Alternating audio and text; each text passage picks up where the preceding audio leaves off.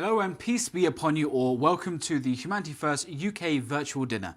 Over the next 2 hours, we hope to engage and entertain you. Just before we start the actual quiz for today, there's a couple of housekeeping rules. First of all, if any of you are participating in the quiz today, please go online and download the Slido app. Just Google or search for Slido and you'll be able to find that and download that. And the code to join our particular quiz will be HFUK.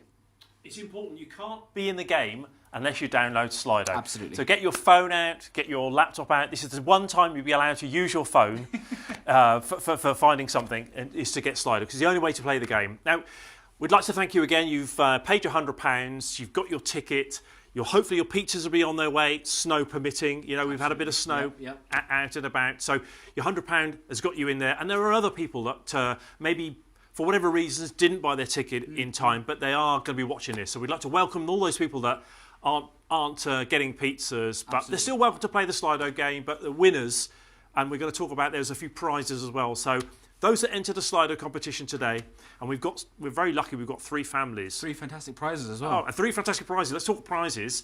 So our friends EcoWell, who are a sustainable, responsible, nationwide construction and engineering services company, given us a Samsung tablet. Wow. So I'd like to win that, but I can't be playing. But to be honest with you, I mean, the Samsung tablet's amazing, but I'm really looking forward to the Humanity First merchandise. It may come in a bag like this. It'll be full of goodies. There's also some Amazon vouchers as well. So there's 3 great prizes. So don't forget, get on your Slido app and get ready for the competition. It's going to be great fun. Absolutely. Oh, don't forget, of course, if you've bought a ticket, then that's absolutely brilliant. But of course, this is not just for a couple of hours. This is a charity which requires donations all year round. So make sure you jump online, donate at hfuk.org/donate. And of course, this whole broadcast is going to be live on social media, on YouTube, Twitter, Facebook. There's going to be lots of things going on social media. So please jump online and make sure you subscribe, like, share and comment. Coming up, Chris, we're going to be looking at a fantastic video to give us a bit more of an understanding of some of the brilliant work that's happening on the ground in this COVID relief video. Today, the world is facing the worst global crisis since World War II. More than 820 million people are suffering extreme hunger every day, and the UN fears that a further 400 million could be dragged into poverty. The pandemic has proved devastating for daily wage workers, who could no longer earn and whose families have been plunged into poverty, not just in low-income regions such as Africa, South America and Asia, but even in North America and Europe. Humanity First has supported almost 700,000 people looking out for the most vulnerable. In developed economies, our food banks are busier than ever, providing families with dietary necessities as well as the provision of hot meals and food supplies, while our teams provide for the homeless, care homes and refugees. In much of South Asia, Humanity First has provided daily wage workers and their families with food ration packs and clean drinking water. All across Africa, as the pandemic spreads, our teams have been reaching remote villages and providing a lifeline for families struggling to provide a simple meal for their children. With your help, Humanity First has now provided over 10 million meals. People like you are making a difference, helping us put humanity first. So phenomenal to see there, over 10 million meals. Of course, this is an incredibly important time. There's a time right now where we are all feeling the brunt of coronavirus, but also, of course, there are many other issues that are compounding this horrible situation around the world. It's down to us to try and make a difference in other people's lives. Again, the number to call and to donate at is 0300 561 0107. That's 0300 561 0107. And you can also donate online at hfuk.org/donate. Now, of course, we're all gathered here today. I sound like I'm about to start an official ceremony, but of course, we are here virtually. We're gathered virtually. Indeed, we are. We're gathered here for a quiz today. And of course, hundreds of people. There are so many people joining in online, and we want everyone to engage and to be entertained over the next couple of hours. And just to give you a bit of an idea of the format of the quiz itself, there will be you'll have 30 seconds to answer each question, and there will be 5 questions per round. The rounds are loads of different kinds of things, from sports to politics to general knowledge. Not too hard. Not too hard. A bit of a mixture. Everyone can play along. Families are more than welcome to and it's just carry fun. on. Apart from the 3 prizes. There are the 3 prizes, so there is definitely a competition element. But indeed, carry on, and we hope you do very well. 5 questions per round, 10 rounds, just for fun. But there indeed are some fantastic prizes. And I believe we have some families with us as well. We do. Now, we've never done this before, so you're going to have to bear with us. There's sellotape everywhere. You can't see it, but we're just trying to be as slick as we can. But there are 3 families that have joined us from their virtual cloud. They're going to appear on the screen. Sounds very angelic. Oh, it's amazing! It's amazing. So, and look, as if by magic. So we've got Usman family, Mudassir Usman, Anilis Saeed Usman from Manchester. I'd like to say hello, assalamu alaikum to you. Welcome, peace be upon you. And we've also got Sajid Arain family. There's Aima Arain, Aiza Arain, Isma Arain, and Maida Arain. They're also in Manchester, so we've got a bit of a Manchester element. But holding that balance, we've got all on his own, poor lad, Talaq Amar in Croydon. There he is, but he's on his own COVID bubble. So we'd like to welcome all of those 3 families, and they're going to be playing live. So they're a little bit on the spotlight, Mansour, aren't they? I mean, they are indeed. They're going to be. We're going to be putting the questions. They're going to be doing the Slido app as well, but they are going to be asked. So they're a little bit of spotlight. So we're going to give them as much slack as we can. Absolutely, absolutely. And of course, it's going to be an interesting time, and there's a lot of other things that'll be going on as well over the next couple of hours. If we there's prizes going on, there's the opportunity, of course, very importantly, to donate. I mean, of course, it's all fun and games. Yeah. There's pizzas being delivered. Of course, I should also remind people in the United Kingdom that are getting their pizzas, please do give a little bit of time because of the snow. There are some delays in delivery, but of course, we hope that your pizza will get to you piping hot. And we'd also like to thank, there's a few people that have donated and they bought a £100 ticket and they've said, don't give me pizza. So plaudits for them. Maybe they're celebrating Veganuary, or that they didn't fancy the options. Not every pizza's not for everyone, but for those that are enjoying their pizzas, we really hope and pray within the next couple of hours your pizza will appear. Absolutely, absolutely. So I think without further ado, we will start with the quiz for today, and we're starting off with the first round, which is on current affairs. So let's make sure. Let's take a minute. Has everyone got their Slido app? That's a very important thing. Have you got your Slido app? You've got a few more seconds because we're going to plunge in and we're going to have 100 or so contestants in there. So fingers crossed. Okay, let's go. And of course, everyone watching in at home, you're watching in via YouTube, but if you are on the Slido app, make sure you answer nice and promptly. You'll have 30 seconds to answer the right answer, and hopefully we wish you all the best. Yes, here goes. Let's get on with the first round. So the first round is on current affairs. Question number 1. Fearing that they had caught COVID-19 and may need help from their parents, where did Dominic Cummings and his family travel to? Is it Barnard's Castle, Durham, London, or Manchester? So we've got 18 seconds there to go to pick the right answer. Absolutely, it's going to be. It's not a very difficult one, I think, because I think many people have heard this in the news. They know about this. They've heard Let's not put pressure on our virtual contestants that we're coming to directly. Pressure. I'm here to put full pressure on everyone. So, here we go. And the answer, well, a lot of people went for Durham. Look, Durham's the most popular answer there, but I think we're going to go to ask our contestants. Okay, so gentlemen and your families, I hope you've studied the answer. Usman family, Mudassir Usman in Manchester. Can I ask you what you thought the answer was? Is it Durham? That you went with Durham. You went with the popular answer there. Sajid Arain, sir. I went for Barnard Castle. Barnard Castle. You're in Manchester, so you know. I think you've got a bit of a northern advantage. Yep, I agree. Talaq Amar in Croydon. I mean, obviously you're in your own little COVID bubble with no help. What did you go for? I got the wrong answer. I went to London. You went to London? Oh my God! Well, I suppose living in Croydon. What else? Anyway, so London-centric. London-centric. So I think we're going to ask the slidometer now to reveal the right answer. Absolutely. Slidometer, please reveal the right answer. Ta-da! He went to Durham. That's the correct answer, apparently. I went to Barnard Castle. I don't know if there's a picture of me, but I did send a picture in of me outside Berners Castle with my Humanity First hat on. And of course, that would be a fantastic photo. Oh, I thought we had the photo. Whether or not we can show it right now is a different matter. But we'll circulate as part of the prize later on. Go back and look through my Instagram posts and it'll be there. Brilliant. Moving on to question number 2. Why was Fortnite banned from Apple and Google App Stores in 2020? There's 4 possible answers. Answer number 1, the software was incompatible. Answer number 2, they decided it was a terrible game. Answer number 3, they added their own store inside the game. And answer number 4, it wasn't banned at all. Wow. I must admit, being 52, Fortnite has really passed me by.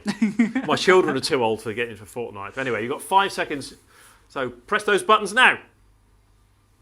All right. Let's see what people have said. Very close there. It wasn't banned. Wow. Contentious.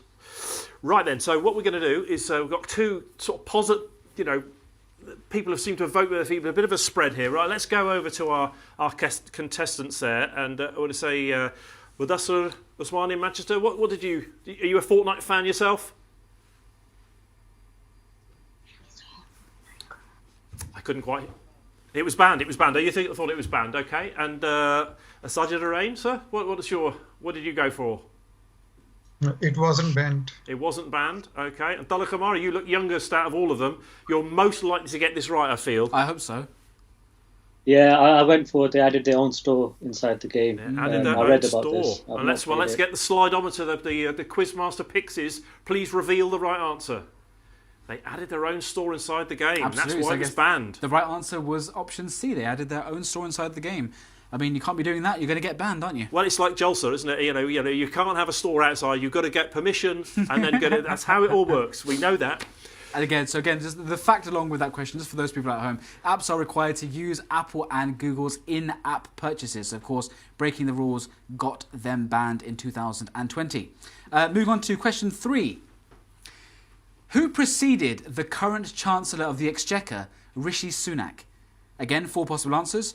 Julian Smith, Sajid Javid, Michael Gove or Dominic Cummings? Dominic Cummings getting a lot of... in the early rounds, in the early questions, he's getting mentioned, isn't he? Yes, he's getting a lot. I'm interested to see how people come up with this. We've got about 10 seconds left, and we'll hear from our families to see. Politics isn't everyone's game, though, is it? I mean, he's an important guy. The Chancellor, it's where your money is. Absolutely. Okay, 3 seconds. Press those buttons. Let's see who got right. Okay, right. So we're going to go over to our lovely team families that are going to appear on screen and see how their politics is. Okay, so Mudassir Kabra, who do you think the previous Chancellor of Exchequer was? Sajid Javed. Sajid Javed. And Sajid, we've got a Sajid. Are you going with that family tie? No, I am disagree. I will go for Julian Smith. Julian Smith, okay. And Dala Kamara, you're too young for politics, clearly. I'm too young. Yeah. I went for Julian Smith too. Julian Smith. Who is this Julian Smith? I've never heard of him. Do you know what? I'm not going to make any guesses live, so I'll reserve my comment on that one. Okay, well, slidometer, please reveal the correct answer.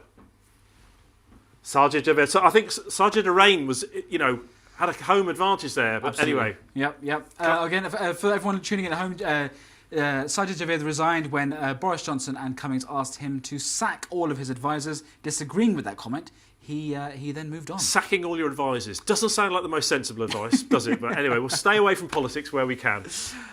Question number 4. Whose statue was torn down and thrown into Bristol Harbour? Again, this was a big topic in the news recently. Was it A, Edward Colston, B, Cecil Rhodes, C, Robert Milligan, or D, John Le Fleming? So yeah, I've got the need to do the countdown music in the background. No, we don't watch any of those. But yeah, I actually went to university at Bristol, so I would have known this answer. So this was a statue that you walked past regularly? I didn't know about it at the time, but I do now. Okay, so right, I think everyone's finished pressing their buttons. Big popular answer, Edward Colston. Yep. So the whopping masses have voted. 74% there. 74%. So, gentlemen, we've got Mudassir Usman in sunny Manchester. What's your answer, sir? This is option A, Edward Colston. Well, you went for the predominantly popular choice, Sajid Arain, and you, sir? Yes, my daughter's given the same answer. Oh, your daughter. Well, I think it's important. She's in your assistants COVID bubble. They're going to be pivotal. The assistants are going to be pivotal. Yeah, exactly. And then over to poor Dollar. Kamara is on his own. It's a recurring theme. Oh, poor lad. He's on his Luckily, own. I went to university in Bristol. Oh, did you really? Same here, mate. Yeah, I did. Solidarność, because they say. Edward Colston. Yeah, Edward Colston. Colston Hall. There's a big hall named after him, which is now bad because you're going to tell us the factoids that he's a terrible slave trader. I mean, the statue actually was pulled down by the Black Lives Matter protest in Bristol, and Colston was actually a very well-known slave trader. Of course, the others also one an imperialist, one a former mayor of Southampton, and the other a slaveholder. Of course, all having connotations with those roles as well. But of course, Colston being very pivotal in the news right now. A lot of protests going on with that, and of course the statue being thrown into the harbour. Okay, so we revealed the answer, and it was Edward Colston. There we go. So you were right. So we've got 180 people now on the quiz. That's fabulous. 180. Wow. The darts are 180. Triple 20. So that's great. So anyway, 74% of you got it right. So we got the last one in general. The final question for this round. Yep. Which sports personality campaigns to free school vouchers to be extended in 2020? Again, if you're watching the news, or unless you've been hiding under a rock, you'll definitely know the answer to this. This is an easy one. Absolutely. So option number A, Marcus Rashford. Option B, Lewis Hamilton. C, Jesse Lingard. Or D, David Beckham. So there we go. Like you say, if you have been under a rock, then we are going to forgive you. If you've been under a rock, you've still got a 25% chance of getting the answer right. So I mean, yes, you have. But if you're under a rock, okay. So the vast majority, still a few people that few F1 fans there went for Lewis Hamilton, which is fine. I actually don't know who Jesse Lingard is. He a footballer? Jesse Lingard's a footballer. Okay, right. I'm not. I pass. Right, let's go and have a look at our regional contestants. So Mudassir Usman out in Manchester. What are you? Are you a football fan, or you know what the answer is? This is option A. Option A, Marcus Rashford. Marcus Rashford, yeah. Well, he's a Man United player, isn't he? I know that much. So he is a Man United I think player. We've got a bit of a competitive advantage. Sajid, Arain, are you a Manchester fan? Yes, I also go for the Marcus. Marcus Rashford. I think Dela Kamaru looks like he's just stepped off the playing fields of MCA United. What are you going for, mate? Even though I'm a Liverpool fan, I'm still going with Marcus Rashford. Well, it's a red, isn't it? Well, anyway, I think we should all say all power to Marcus Rashford, and well done there. So let's just see that it's an obvious one. We know the answer, don't we? So I think we should reveal in Slidometer, please reveal the answer. There they are. Absolutely. And green, it's going to go green any minute. I can feel it's going to go green. We know it's going to go green. That's a huge, overwhelming majority, though, isn't it? Yeah, 89%. I can see that the number of participants, 193. I mean, we're growing. 198. I think that's how many competitors we've got. Okay. Well, okay. Slido, Rashford. Hopefully, maybe there's a critical mass of sliders. We head to 200. It's going to get slower and slower. And we'll get there soon. Of course, Marcus Rashford set up the In the Box campaign to provide food to homeless people, and then in March 2020 teamed up with FareShare to deliver meals to those no longer receiving free school meals. You're so knowledgeable about all these. It's as though that you've got a factoid panel. It's as if I'm reading it off a screen, isn't it? So a very important one there, and a very interesting round, of course, there that we have been listening to and participating. And of course, everyone at home, please, if you haven't already, get on to the Slido app, put in the code that we mentioned at the beginning, HFUK, and participate. And of course, along with that, make sure that you are donating. This is all fun and games, and we're all looking forward to the pizzas being delivered. Of course, maybe a slight delay because of the snow, but nevertheless, please get online, get on the phones, and make sure you donate. You can donate online via hfuk.org/donate, or you can call 0300 561 0107. And it's a food event, so our next video is really quite pertinent here, because we're going to have a nice meal tonight. We're going to get pizza in the studio, aren't we?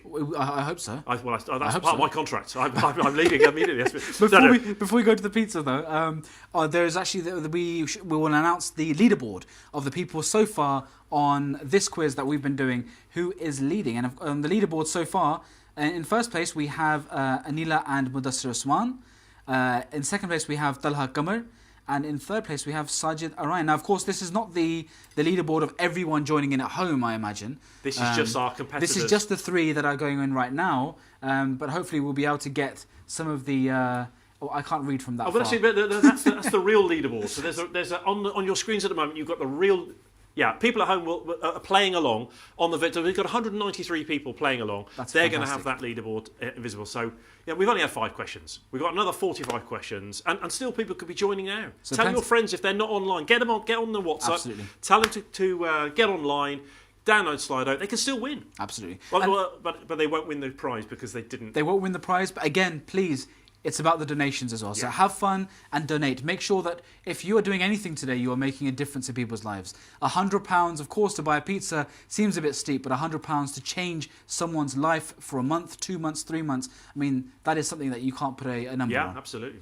We're going to our next video just to give you a bit more of an idea of some of the fantastic things that are happening here at home in the United Kingdom. Looking at our first food bank, I believe in Murfield. Let's have a look. As everyone knows, food poverty is a massive thing in this country now, and there's families with small children who do not have any food in their cupboards, vulnerable people with no shopping.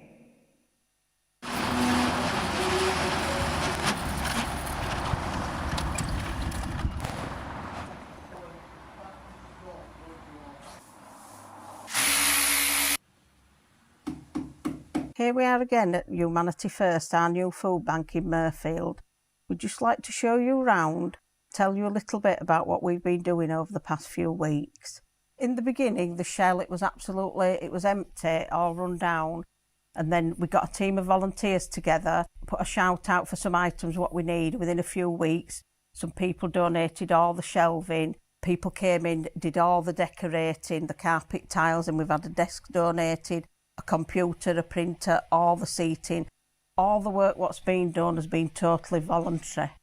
All the food has been donated from supermarkets in the area, and we have carrier bags which we hand out to people and they bring back with a few donations.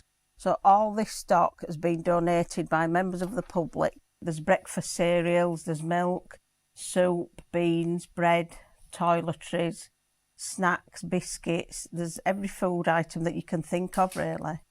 That's for any single parents, vulnerable, anybody who needs food. We'd like to say thank you to everybody who's been involved, all the volunteers, because we couldn't do it without you, the supermarkets, everybody in the local area, and hopefully the impact what we'll have will be beneficial to all those vulnerable and needy families, especially in this economic climate.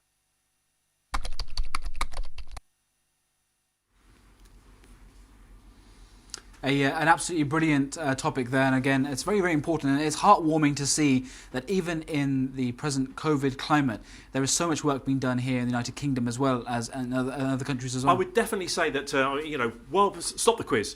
Don't forget to follow us on Twitter and Instagram, because those guys in Murfield and around are doing marvellous stuff. We're also going to do some other food banks. Yeah. So, let's get this thing going. If you've got a desire to do stuff, come on, we make things happen. Get up and do it, yeah, absolutely. One very important thing for everyone to keep in mind at home, something which I thought of mentioning in the beginning, but I thought perhaps let's get a couple of videos go past then to remind everyone. These videos are being shown, of course, for everyone to learn from and to understand and to be inspired by, but they also have something to do with our quiz. As the rounds go on, it will become clearer and clearer. Many of these videos contain clues which will then relate to answers later on in the quiz. So again, pay attention, take notes if you need to.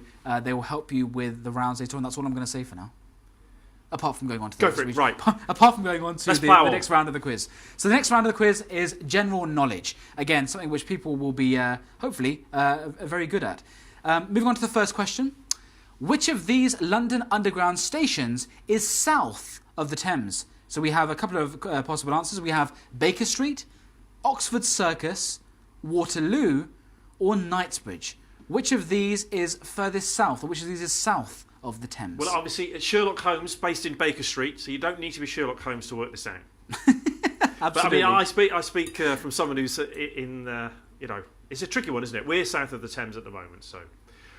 Okay, well, I hope people are. I think Dalakamara in Croydon, he's got to have a competitive advantage here, hasn't he? I mean, the thing is, it's one of those things that if you know it, you know it. But if you're travelling on the train at all, you're going to know the answer to this. The problem is the underground map, you wouldn't necessarily know. They're not often the most geographical. They're sort of more of a pictorial. Absolutely. I mean, just a fact on that, though, while people are answering the question, it's this station, I'm not going to tell you which one it is actually Britain's busiest train station with almost 100 million journeys a year. Pre-COVID. Pre-COVID. Okay, right, let's go and speak to our real humans.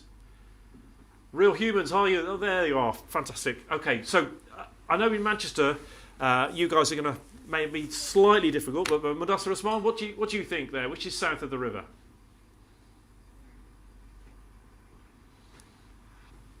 I can't hear that, but you said something there. Okay, so when we got to Sajid Arain, are you familiar with London's geography? Yes, I went for Waterloo. You went for Waterloo. You went for Waterloo. And our friend in Croydon, Talak Amar, it's a given. Well, tell us what the right answer is. I think it's Waterloo. It's well. Waterloo. Well, let's find out. Let's do it. Over to the Slido-ometer and see what the real answer is. And here we go. Yay, right. Waterloo. So absolutely. 70% of people got it right. But we've got a global audience, so we're over 200 participants now. Well done. I mean, 70% of that audience knows what they're talking about. Granted, we're starting off a little bit easy. Yeah. The questions will get a little bit more challenging as we move along. But again, brilliant. 70% of the people know the right answer. Right. Question 2. Let's do it. Absolutely. Question 2. What is the standard unit of measure for resistance? So a physics question coming in here. Is it ohm, Newton, Farad, or joule? Now you're all playing at ohm at the moment. Do you see what I did there? Yeah, I did. See what I did there? I did. Yeah. You're all in your own COVID bubbles. I don't have anything to say to that, though. No, sorry. You say what? What? We should have had what in there as well, because I would have had more presenter puns. Right, you've got 10 seconds to get the right answer, and of course you're not allowed to Google this. Please don't get on Google. Don't ask Alexa. It's meant to be just for fun, really. So, okay, so 1 second to go. Press your buttons, and right, everyone's gone for ohm. Hopefully it wasn't my joke that steers you in that direction. Strangely, Newton might be the right answer. 21% have gone for Newton, which is well, Newton is a physical guy. Okay, let's go physical speak to guy. Indeed, he is, as opposed to a virtual. Let's go to our real contestants there. Out in Manchester, are you a physicist, Mudassar? No, I'm not. Okay, well, never mind. It's not. I mean, look, you've got a 4 in 1 chance, and your family maybe have got the right answer. Which did you go for, sir? I'm guessing with the people majority is ohm. Okay. Option A. Whether you press the button or not, it's definitely was the majority. I mean, it's the logical way to go, right? To look at where the majority is going. Yeah, I would say that. Sajid Arain, what did you vote for, sir? Yes, I went for option A. You went for option A, okay. And Tala Kamara, are you a physicist? You've got glasses on, which always it should be a. Oh, come on. I studied physics in A level, so I went with ohm. I knew that. Oh, fabulous. Fair enough. I mean, you can't go wrong with that. I mean, that's a brilliant one. I'll tell you a little fact about this as well. This actually has been named after the German physicist and mathematician George Ohm. Okay. Fair enough. It would make sense for him to have the same we just name. get confirmation there from Slido. What the right answer was ohm. So let's put this slide on, and there it is. 72% is the right answer, which I think it's a. We've got 214 people now competing. I mean, we're growing. Again, if there's anyone that you know that's not participating already, or maybe your mum doesn't know how to download. How do I download Slido? Do it for her. Get her online. Get everyone online that you know. Get your friends and family. Get online. Make sure you donate. Don't just take part in the quiz. It's brilliant that you're taking part in the quiz. Donate and make a difference in people's lives. But of course, get on the quiz as well. We want to see that number getting up. Moving on to the next question. This is an interesting one, and I'm sure, Chris, you have a fact about this, but I'm not going to talk about the fact yet. That might give away the answer. So question 3. How many years of marriage are celebrated by a pearl wedding anniversary? 25, 30, 45 or 60? A pearl wedding anniversary. There you go. So get your Slido apps ready. Don't get onto Alexa. Don't get, No Google, no Alexa, none of this. What we need to do is we need to work out the real answer, the right answer, by ourselves. Of course, within your COVID bubble, if you have any small or bigger assistants with you, you can ask them for help, but no Googling, no Alexa. We're trying not to, please. Online. You're just spoiling it, you know. And you maybe got some older relatives that have passed this one of these remarkable boundaries of weddings. Remarkable boundaries, he says. Yeah, exactly. 30 years of life sentence. A couple of seconds left. Okay, we're going to cut to the families. We've finished with your Slido app, so we're going to go up to Manchester. I don't know how long you guys have been married at all. It's option B, 30. 30, you going for 30? Sajid? I not celebrated yet, but I think it is 30. You've gone for 30. Dalla Kamara, I don't know whether you're married yet, but you've probably not been married 30 years, have you? I've not been married 30 years, but 1 year, yeah. Oh, fabulous. Well, congratulations. Congratulations to all of you. And Exactly. you know, big round of applause to all the ladies there for putting up with us men. I'll agree with that. I'll agree with that strongly. Exactly. I'm sure people at home will as well. Yeah, and actually, I'd like to thank my wife for putting up with me for 30 years last year. So, my life, Nyla. Just for those people that don't know, and again, that was the fact that we were going to mention before, where Chris has been married for 30 years. Yes, exactly. Is it the right answer though? Let's go to the answers.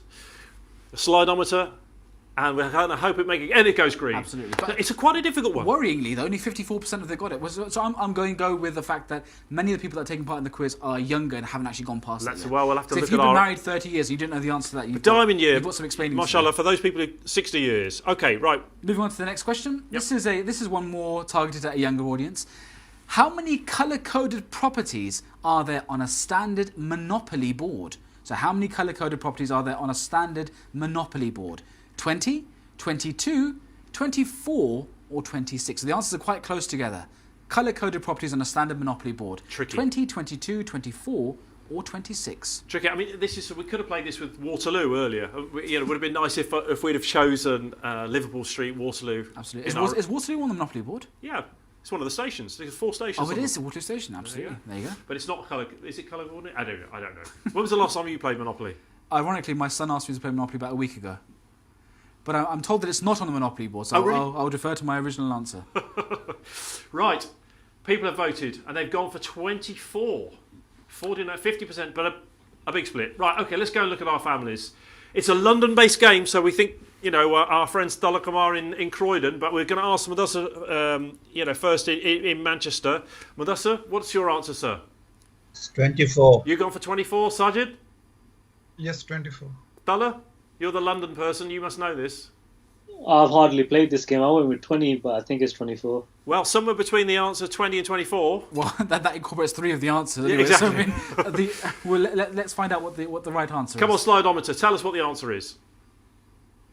22, there we go. Bit of a shocker there. And less than a quarter of the people got the right answer. Yeah, exactly. The most popular answer was 24. And an interesting fact, the longest game ever played of Monopoly took around 70 days. God, I think I was part of that with my sisters. Anyway, next question, sir. The next question.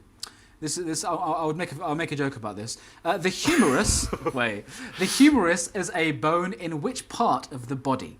Is it A, the arm, B, the foot, C, the leg, or D, the back? The humerus is a bone in which part of the body? The arm, the foot, the leg, or the back? It's not funny if you break it. Okay, I'll give you a clue. Anyway, I'll pull your leg with another joke earlier. Have you already broken any bones? No, I've never broken a bone. Oh, don't ride motorcycles. That's the answer.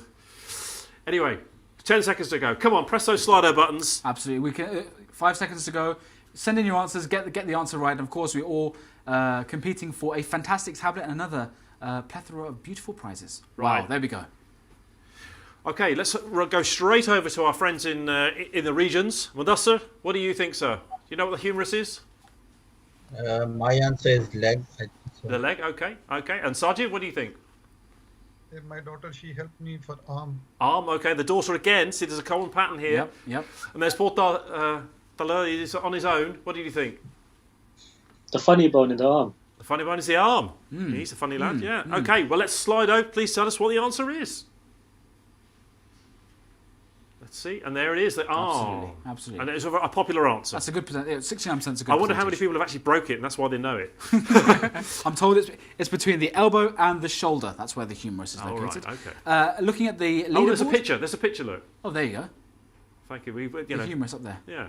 That's a very plain arm, isn't it? Exactly. Fair enough. Not very muscly. Leaderboard for our families playing from the studio. We have in first place we have Anila and Mudassar Usman. They are in first place. Dalla Kamar in second, and Sajid Arayan is in third place.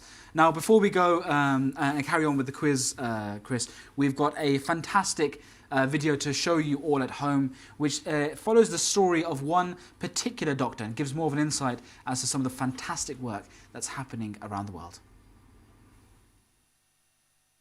Hi, I'm Mel. I'm a neonatal sister and I volunteer with Humanity First UK's Global Health Programme. This is Lamin's story. It was the end of a busy but fulfilling day at Edward Francis Small Teaching Hospital in Gambia's capital, Banjul. Hamad and I, a neonatal consultant, stopped by the neonatal ward on our way to dinner with other HF colleagues. The doctor on duty soon asked Hamad to review a baby that he was becoming increasingly worried about. Baby Lamin had been transferred from a medical centre in a more rural part of the country for treatment of an infection. Hamad examined Lamin, he reviewed his x-rays and blood results, and he made a diagnosis of perforation.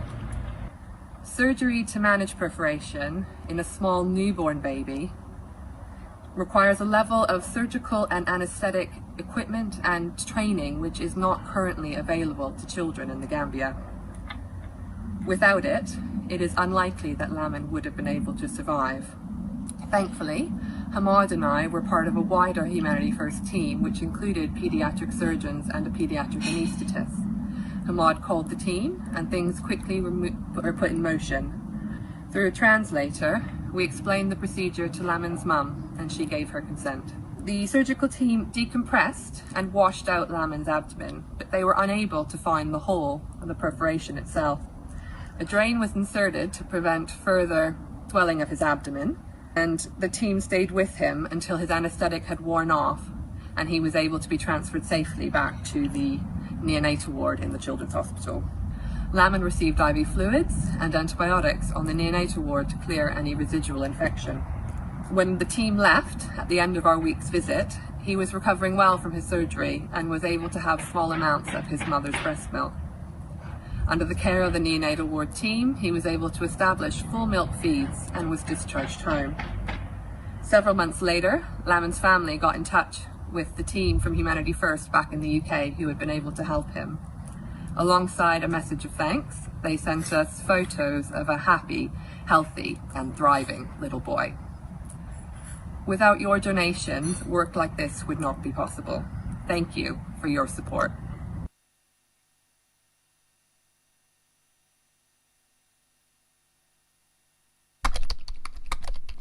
A very heartwarming video there. I think it really shows the effect that individuals and indeed bigger groups of people can have around the world. And of course, all of this is only possible by the donations that you make. Of course, all fun and games. We're hoping that the pizza's already with you or getting to you soon. And I hope you're having fun with the quiz. But again, the key is to donate 0300 561 0107 or hfuk.org/donate to donate at home. And also, if you get your pizza as well, you can actually, there's a hashtag HF delivers. Absolutely. And so you can send us a picture of your food. Now the prizes, don't forget, we've got 3 prizes today. For those people that have paid their £100 Yep. and they've got their pizza order and they've got their permission into the Slido quiz, there's 3 prizes. Our friends from EcoWell, who are EcoWell promote social values as a responsible nationwide construction and engineering services company, and they've kindly donated a Samsung tablet. So that's the main prize today. We've also got some Amazon vouchers and The a bag. HF merchandise. HF merchandise. We can't forget that. We can't forget that. And I may even throw in the odd jar of HF honey, the Hadigdo Mahdi honey. So don't forget, you didn't go to Jolsol last year, but the bees did. Brilliant. So that's the honey there, if you can see that. There we go. There we go. Turning around. Right, marvellous. Thank you. Excellent. Moving on to our next round, which is on sports. So we move on without further ado to the first question. In tennis, which fruit is found at the top of the men's Wimbledon trophy? Is it A, an apple, B, a pineapple, C, a strawberry, or D, a banana? A fruit at the top of the men's Wimbledon trophy. Tricky question, this. Would you know this? I would have no idea about this. Idea until whatsoever. I saw the answer, and I know the answer, but I just still find it hard to believe. And I'm from Southfields, so we spent so much time there. So let's hope Slido's busy working around. So please don't be Googling. Just be sort of, I think this is a bit of a lucky dip, really. Absolutely, yeah. I mean, I'd be surprised if people knew the answer to this. Okay, right. So, there we go. People have, Slido seems to be not showing too well here. maybe took a bit of a break. But anyway, we're going to hopefully go over to our regional punters. I mean, I'll be quite amazed if someone has the answer right on this. We have. Okay. We've just. It's a harder question. We've given Slido a bit got more caught time. in the snow. And the pizza and Slido both. We've given a bit more extra time for the question. It's a Should be hard bit question. harder It needs more question. time. Absolutely. There we go. We'll play it like that. Alexa, what's the... No, not allowed. So an apple, a pineapple, a strawberry, or a banana. Those are the four options. There we go. 5 seconds. Okay, right. Let's hope everyone's pressed those buttons, and we're going to go over to our regional contestants, our real humans. So there they are in Manchester. Mudassir, what do you think? Got any ideas? Hard on. It's my guess. It's pineapple. Pineapple. Okay. Sajid, what do you think? Yes, it is pineapple, I believe. Oh, really? There's a sort of confidence. There's a swing here. Thala, what do you think? Yeah, pineapple. Really? Interesting. Spooky. I mean, Do you know what I was thinking about this? Even if we didn't know the answer, I mean, it's all about the size of the fruit, isn't it? What would look good on top of a banana wouldn't look great. A banana would not look great on top of a trophy. No. Let's have a Okay, look at the answer. slidometer. Bingo, pineapple. Amazing. Absolutely smashed it. 60% got the answer right. Wow, which is fabulous. brilliant. Absolutely Right. good. And no one seems to know why. No one seems to know why a pineapple's actually been chosen. But it's rumoured that pineapple was prized as a very rare and exclusive food, and that's why it's chosen as to be on top of the trophy. Whether or not that's true, well, of course, we'll find out. Moving on to the next question. Question number 2: in which sport might one use a spider? In which sport might one use a spider? Squash, hockey, darts, or snooker? And this is, you might use a spider, not kill a spider. And not utilise a spider to help you in the sport, rather Yeah, it's the exactly. name of something that you're using. Well, you can imagine with darts if you were, It scurries along and carries the dart for you. Yeah. Okay, right. So I think Are you It scared of depends. spiders? I'm not, but Equally, you're not as fond as them. I have used a spider, so I would get this right. You've utilised the spider. I have utilised Okay, a spider, Okay, say no more. but it's when I've had a rest. little joke there for everyone. That's a little. I see some of the cameramen are shaking their heads in complete agreement. There's a there. few knowing Brilliant. glances around the Brilliant. room. Okay, we're going to go over to our regional contestants. Right. Okay. Mudassir, what do you think, sir? Are you familiar with this game? I'm not familiar, but I think it's the darts. Darts. Okay. And Sajid, what do you think? Spider. What do you think? I will go for hockey. You go for hockey. Okay. I mean, it's one of those games. And what about Thala? Are you a misspent youth? I knew this one. Snooker. Snooker. Wow. Spent too many hours watching endless frames of snooker. Right. Slidometer, please reveal the answer. Wow, that's a big percentage. There we go. Snooker. I knew that. 64%. And I If put a my little eyes don't joke see in me. there for all the snooker players, because you use a rest. Use a rest. Use a rest or Absolutely. a spider. There you go. And my friend Jonathan Turner, if he's watching in Ireland, he loves this game. He's a very good friend of mine and plays a lot of snooker. Fair enough. Next question. The America's Cup is awarded in which sport? Is it yachting, baseball, golf, or ice hockey? The America's Cup is awarded in which sport? Yachting, baseball, golf, or ice hockey? Very. Do you know New Zealand are very, very good in this? Okay. Yeah, but a very difficult competition for England. We're trying to talk about it without giving anything away. We're aren't we? trying. We should do it next time. We should do it without us knowing the answers as well. It's Well, I more- know the answer. That's what I'm saying. We should probably do it without knowing the answers. More suspense. Yeah, but you can't. If I know the answer, I can't unknowing. It's a tricky one, isn't it? Anyway, we've got 5 seconds to go. Press your buttons. Get your Slido out. Do you know which sport this is? Okay, so 50% have gone for yachting, 27% for baseball. Right, Mudassir, out in Manchester. Are you familiar with yachting or baseball or any of these? I'm familiar with the baseball, and my answer with most people, the answer is yachting, option A. You've gone for yachting. And Sajid, are you familiar with any of these sports? You I seen chose baseball. hockey the one before, maybe ice hockey, no? No. I will go for the yachting. Yachting as option well. Okay, Thala, you look like a footballer there, obviously a football manager, but I've selected yachting. Yeah. you went for yachting. Okay, well, Arthur, it's a clean sweep Clean here. sweep. There we go. Sorry. Let's Get check my out the teeth real back in. answer. So again, a large portion, 48%, have got the right answer, which is yachting. Yes, exactly. Brilliant. And 242 people taking part, which is brilliant. Fabulous. Quick fact, in 166 years, Great Britain or the United Kingdom has never won. Move on. Move on. Never won We're moving the on with America's this. Cup. Don't just. Yeah. Next question. One World Cup. We've beat more World Cup footballs than we have New Zealand. I'm not going to say anything. Question 4. Which football player has scored the most World Cup goals? I think you've brought on the next question with your comment. Yeah. Is it Miroslav Klose, Just Fontaine, Ronaldo, or Gary Lineker? Which football player has scored the most World Cup goals? Wow. Football's a common one, so I think a lot of people will know the answer to this. Tricky this though, isn't it? Miroslav Klose, Just Fontaine, Ronaldo, or Gary Lineker? Yes, exactly. And there is we don't say which Ronaldo, which makes the competition even more difficult. So the Brazilian Ronaldo or the Portuguese one? The Portuguese Ronaldo. Well, we just don't know. Or is it the boy Lineker, as he used to be known back in the 80s? So Gary Lineker, he got voted the nicest man of the. Oh, he's lovely. Year, right? Never got a yellow card, which is why he was made as the Walkers, the head of the exactly, Walkers advert. Exactly. Cool. Right. We're being told to go to the families. Okay. So people have voted. It's a 50-50 split. Right. Let's go speak to our Manchester people. They seem to know football. Marissa, what do you think? I think it's a German player, option A. The close. Okay, right. You got a German connection in there. A bit of inside knowledge. What about you, Sajid? Yes. Has your daughter told you this one? Has your daughter told you this one? Yes. What's your answer?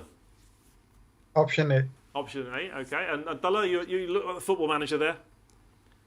Yeah, Klose broke Ronaldo's record in the World Cup. He knows the background fact. He knows it for sure. Is he Slido? Is he Slido? Right, Slidometer, please reveal the right answer. Closer. Well, it was a closer call, wasn't it? It was a closer call. Closer call you between... beat me to it there. You beat me to it. Sorry. Again, 47%. Again, it's a 50-50 split between Ronaldo, not specifying which nationality, but again, Ronaldo, you had a 2-in-1 chance of getting that. Yeah. And then between Klose, and of course, the right answer, Miroslav Klose. Because we've had snow today, we're going to move on to the next question. Absolutely. Question number 5, the last question for this round. Where were the Winter Olympics held in 2018? Was it in Sochi, Vancouver, Turin, or Pyeongchang? Where were the Winter Olympics held in 2018? Is it pronounced Pyongyang? I don't know. Pyongyang? We it's should got a have C done in this. H in, so I'm going to go with Chang. Well, I'm not very good with my CHs, but... Is Pyongyang a different place to Pyeongchang? I don't know. Yeah. Well, let's find out. The slider will give you 4 options. It's not a spelling contest. Indeed. This isn't the HF spelling Nor a pronunciation contest. Or pronunciation. There we go. Neither. You don't need to pronounce to win the tablet. Yep. There you go. There we go. Right, so we're going to hopefully our friends in Slider will be generating. Okay, we're going to head over to the families now. Madassa, are you familiar with the Winter Olympics? Yeah, and what have you voted for? Option D, Pyeongchang. Sorry. Option D. Option D, okay. And Sajid, what do you say? Yes, I will go with Mudassar, my Manchester fellow. Okay, your Manchester brothers all uniting there. And Tala, what do you think? I'm all alone now. I went with Pyeongchang though. You went for Pyeongchang, okay. Yeah, you're in your bubble on your own. Right, Slido, let's reveal the right answer here. Pyongyang. It seems like a big percentage of people have gone with that. Yeah, that's a popular answer. A quick fact on that: Pyeongchang is in. I don't know how to pronounce it. I'm overthinking it now, but it's in South Korea. My fault. Sorry. That's a good one for you guys at home. So again, let's look at the leaderboard. For now, the families that are playing with us here in the studio. In first position, we have Talha Qamar. In second, Anila and Mudassir Osman. And in third position, Sajid Arayan. Playing with us here in the studio. So again, everyone that's at home, again, please make sure you're donating 0300 561 0107 hfuk.org/donate. Please make your donations. Every single pound that you give is making a difference to people's lives around the world. So again, a very, very important thing. Exactly. And we've had some videos, so if you missed some of those videos, the HF round might be a little bit more difficult. And if we skip the odd video, that makes it even more difficult. But anyway, that just shows that our people that have listening to our content through the years will get benefit. Absolutely, absolutely. Moving on to the next round, again, going straight into it, we are now doing a round on historical events. Oof. So all those history like heads history. out there, no? Not big All fan. those history heads out there, this is for you. Question number 1. Which of these monarchs reigned the longest? Option number 1, King Henry VIII. Option 2, Queen Victoria. Option number 3, King George III. Or option number 4, Queen Elizabeth I. So which of these monarchs reigned for the longest? This is tricky, isn't it? I mean, this is where watching The Crown on Netflix will definitely come into The Crown play. didn't go back to King Henry VIII, though. You can tell but I it didn't would be a watch it. great series. You can tell he had I all didn't those watch it. wives. I mean, I'm just saying. Brilliant. So it's an interesting one. I mean, monarchy is something that not many people know a lot about. You either know everything about it or you know absolutely nothing about it. Yeah, I suppose history isn't everyone's. It's not my cup of tea. I have to say, I'm not a big. Fair enough. Let's see what our families are saying at home then, I guess. But you know, is Tulloch Lamar on his own with no Google going to be right? People have gone for Queen Victoria. Quite a popular answer. Let's go to our friends in their regions. Mudassar Kabra, what do you think, sir?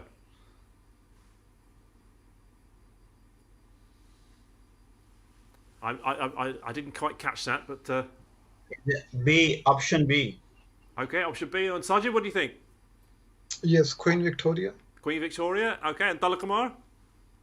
Yeah, Queen Victoria. Okay, so everyone seems to be popping with Queen Victoria. Good on Absolutely. history. Yeah. Okay, slidometer, please reveal the right answer.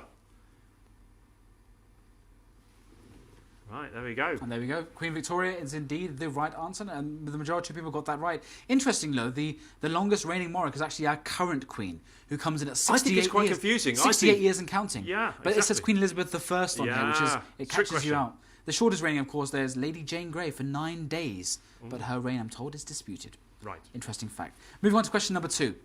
In which year was President John F. Kennedy assassinated? The options are 1950, 1961, 1963, and 1967. The assassination of President John F. Kennedy. From the grassy knoll. Indeed. Or was it from the book repository? That's where the shot was. Is that where the shot was from? Yeah. Or from where was the shot came? If you're a certain age, there was lots of good documentaries about the whole shooting. I think I fall short on that mark. Yeah, well, I'll go back and do some more revision. 1950, 61, 63, 67. All right, let's see if our regional contestants can find this one. I don't know. It's a tricky one, this. You know, I'm born in 1968, so it was a bit before my time. Right then, Mudassar Kabra, you're in Manchester. Do you have any idea on this one? Are you going to go with a popular 1963 or something else? Yeah, I'm going with the popular. My wife also told me that it's 1960. See, we know the answer behind these figures here. Where it's actually coming from. Yeah, exactly. Yep. And Sajid, your daughter's got the inside information on this. 63. 1963. Bella, you're on your own, mate. I mean, Yeah, I studied history for GCSEs. 1963. what, history, physics, and football? For GCSE, I mean, everyone had to study everything for GCSE, though, right? So I mean, it's I had a choice between history. what answer did you go for? 1963. 1963. So I guess let's have a look at the correct answer. 1963. Good There we go. answer. Let's see Brilliant. if it's up there, as I used to say. Absolutely. Let's see if it's up there. A quick fact: 4 sitting presidents have actually been killed: Abraham Lincoln, James Garfield, William McKinley, and John F. Kennedy, as we May mentioned. God grant Joe 1963. Biden long health. Absolutely. We should say at this point. Going on to the next question. Who was the first human to enter into outer space? Was it A. Yuri Gagarin, B. Neil Armstrong, C. John Glenn, or D. Vladimir Komarov? Who was the first human being to enter into outer space? See, I think this is more of a science question. Science? Yeah. It's historic, though. It's definitely it's historic. a historical science question, this. So I would probably get this. You would? Well, if I wasn't. Well, with the right I've heard answers. that. Yeah. This is a name. I've heard this name growing up. Yeah. Yeah. Well, there you go. I don't know how long we slidometer's got, but I hope you're all pressing your buttons there. Go for those prizes. Right, 10 seconds, I'm told. Press those buttons and let's get going to the right answer. I wonder how people aren't using Alexa, are they? I hope not. I hope not. I hope they're trying to do hope it not. themselves. Okay, right, Mudassar. We've got 3 people. We can hear that they're not using We know that they're not. 'Cause We can know hear that it, they're not, because we can hear them not going. But we're giving everyone at home the benefit of the doubt We're as giving well. them the benefit of the doubt. Cool. Okay, Madassa, what do you think the answer is? Option A. Option A, you have Yuri Gagarin. And you, Sajid, are you a space fan? Yes, Mr. Yuri. Yeah, you're going for Yuri as well? Dollar? Yuri Gagarin. Are you in the same room? I mean, are they? No, but there's lines there. We know. They're all in different. They're looking different regions. Okay, well, everyone's gone for Yuri Gagarin. Seems a popular answer. It does. Let's see what the right answer is. Let's see what the right answer is. Oh, there we go. Well, the I'm Russians being told beat the by our Americans. producer, the fantastic Mudabbir, that the answer is out of this world. So I'm going to give him a little shout out as well. Again, so this, of course, Vostok won Give in him a rocket from me. 1961. We'll send him some HF merchandise downstairs. Again, a fantastic answer. Many people getting the right answer there. Moving on to question 4. During World War II, the USA detonated nuclear bombs on 2 cities in Japan. One was Hiroshima. What was the other city called? The options are Hirosaki, Nagoya, Osaka, or Nagasaki. Difficult this, I think. I mean, just what a shame that... We've heard these answers before, though, surely. I mean, this question is one of those ones that we've spoken about growing up. So, I mean, during World War II, the USA detonated nuclear bombs on 2 cities in Japan. One was Hiroshima. What was the other city called? But terrible. I mean, awful, wasn't it, when we look back at the... It's almost the antithesis of what Humanity First is trying to do as well. I mean, we're there trying to create happiness and joy and comfort and security and peace for people around. I think that's something that's very much important and needed in today's day and age. Okay, Madassa, Kummer in Manchester. You got an answer here? Nagasaki. Nagasaki. And Sajid, what do you think? Yes, Nagasaki. Nagasaki. And Dalla, you studied history at GCSE, we know that much? Nagasaki. Yeah. Nagasaki. Okay, so everyone's gone for the popular... Yep. I think everyone... humanity should know this. It's one of those things that you have to know. Growing up, you have to know. It's one thing that we have to learn from as well. Yeah, no, and we don't want to go back there again. No. So let's have a look at the right answer. Nagasaki there with 91%. So again, an overwhelming majority. 259 competitors now, so that's great. Absolutely. Thank you very much for everyone participating. 9th of August 1945 that happened. A very horrible day for us all. Yeah. The last question for this round. Question number 5. The first text message was sent in 1992. What did it say? A. Hello. B. Merry Christmas. C. Sent. D. Did it work? So the first text message was sent in 1992. What did it say? Hello, Merry Christmas, sent, or did it work? What did yours say? Mine probably said, did it work? So again, mine's probably still being sent. Again, an interesting one there. Again, for the history boffins out there, this is something that should be right up your street. Again, a technology question as well, though, so something which maybe can be known by 2 different people. An interesting one. 1992, really? Yeah, well. I would have imagined it would be much before that. Yeah, well, there you go. SMS. Okay, Madassa Kummer in Manchester. You got a... What do you think it was said? So my daughter told me it's Merry Christmas. These daughters, getting... They're getting the answers. They're getting the answers to their parents and to their siblings. I think it's an important one. We should have more families on the screen. I think there will be exactly. Whether or not the answer is right or not. We'll find out. We don't know. Well, we do. Sajid, what's the answer? Yes, my daughter also supported for Merry Christmas. Right. Okay. Well, are you having a Merry Christmas there, Tala? We're a bit late for it, but. Bit late, yeah, but Merry Christmas, that's my answer. Okay, so everyone's gone for Merry Christmas. Absolutely. So, Slidometer, please see. Reveal whether Merry Christmas... And it was 50... I mean, representatively, I think our regional answers... They're pretty good. Very good. Absolutely. Very good. And actually, the first text message was actually sent from a computer, not a mobile phone, which is an interesting fact. And over Vodafone, no less. Oh, right. Brilliant. Going on, that's the end of that round. In the for the leaderboard, for those people that are in the playing along with us in our studio, Talha Qamar is coming in at first. On second place is Anila and Mudassir Usman, and in third place we have Sajid Arain. Just got some breaking news now. Obviously, we had snow today, so we're doing this pizza. So a lot of you have entered. You bought your £100 to get into this competition. We're having a 5 p.m. till 7 p.m. And the idea, the intention, inshallah, is to deliver you pizza in that window, 5 to 7. Absolutely. Now, we're being told that there is a bit of delay. So please, we understand that there is some delay, so apologies for the delivery network. It isn't our guys doing the pizza, but it's our friend and partner who's doing it. So they'll be delivering you shortly. Absolutely, absolutely. And I hope it's really tasty and not covered in snow. I'm sure it won't. I'm sure it'll be absolutely lovely. Again, please keep in mind, this is all fun and games. The pizza will be absolutely lovely, I can assure you.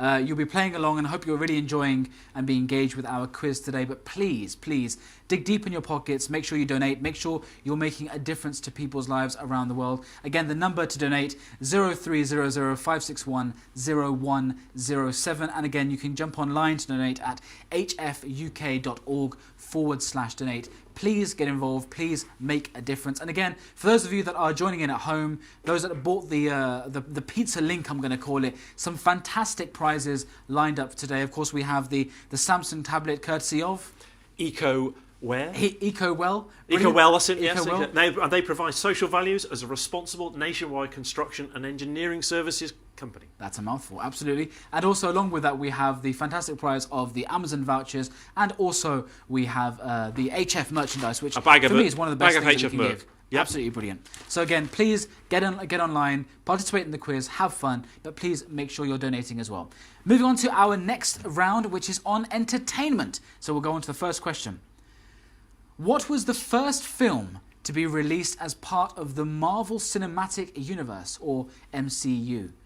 Was it A, Captain America, the First Avenger, B, Iron Man, C, The Incredible Hulk, or D, Thor? You a fan of these sort of movies? What are movies? No, I think these are absolutely fantastic. I think it's. I have to say, I'm not really my bag. No? No, not so. I mean, Marvel this, Marvel that. I don't know. Not even Spider-Man.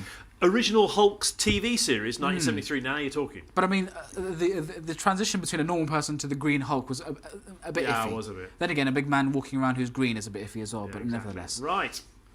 Have we got our friends in? Well, I suppose they've got lots of children helping them, and Dulla's quite young, so. And everyone's daughters seem to know the right answer. All the daughters should know them. But that's your daughter's telling. What's she saying? She's giving you an Iron answer. Man. Option B, Iron Man. Iron Man, okay. And Sajid, have you got any intel on this? No, the same answer, Iron Man. Iron Man. Dulla, what do you think? I went with Iron Man. Just a guess. Okay. You guessed Iron Man. Okay, let's see what the answer is. Captain America was not a bad option, but it is Iron Man. Absolutely, 53% of those people at home, 243 people at home. I mean, that's a good number. So over 120 people have got the answer correct, which is great. Again, MCU. I mean, this is phenomenal, right? Yeah. What was that? I was saying you did brilliant mathematics. There we go. I was happy I got it right as well. Fantastically. MCU brought in $22.5 billion at the global box office in total. I mean, that is a fantastic amount of money, and we're only asking for £100. So $22.5 billion there, we're asking for £100 or however much you can donate to make someone's life better. So I mean, if you're spending a little bit of money on food or going out with your family, spend a bit on the family on the other side of the world as well. They deserve it just as much as we do. Question number 2. What is the nationality of the private detective Hercule Poirot? I've said that right, haven't I? Well, it depends. Poirot. If you say it right, then you Poirot. want to give the answer away. So just go with that and let's give the Poirot. I'm going to say it like that. Hercule Poirot. You can read it on your screen yourself and work out the answer yourself. Option number A, Swiss. B, French. C, Italian. Or D, Belgian. I do like a bit of Hercule Poirot. I'm fighting the urge to say all vote now at the end of every sentence I'm saying. So, I mean, please do bear with me if there's an awkward Peter pause. Ustinov did a wonderful Hercule Poirot. I mean, I love the. We started off by speaking French at the beginning of the broadcast. Yeah, we did with our Algerian brother. Okay. I'm getting wonderful segments and sound bites coming in from the producer, but I think he'll be sitting here next time giving his own input as well, which will be absolutely brilliant. I think everyone will be enjoying that as well. A fantastic time. Of course, we want everyone to get involved. Give your answer. What do you think is? What is the nationality of the private detective? Okay. Hercule Poirot. There we go. Okay. So, Mudassar, what do you think? Do you know what the answer is here? I think it's quite hard. I think it's a Belgian. Belgium, okay. That's very confident I don't there. know. He's confident. Sergeant, what do you think? Are you confident with Belgium, or are you going France or Switzerland? I endorse Mudassar, Belgium.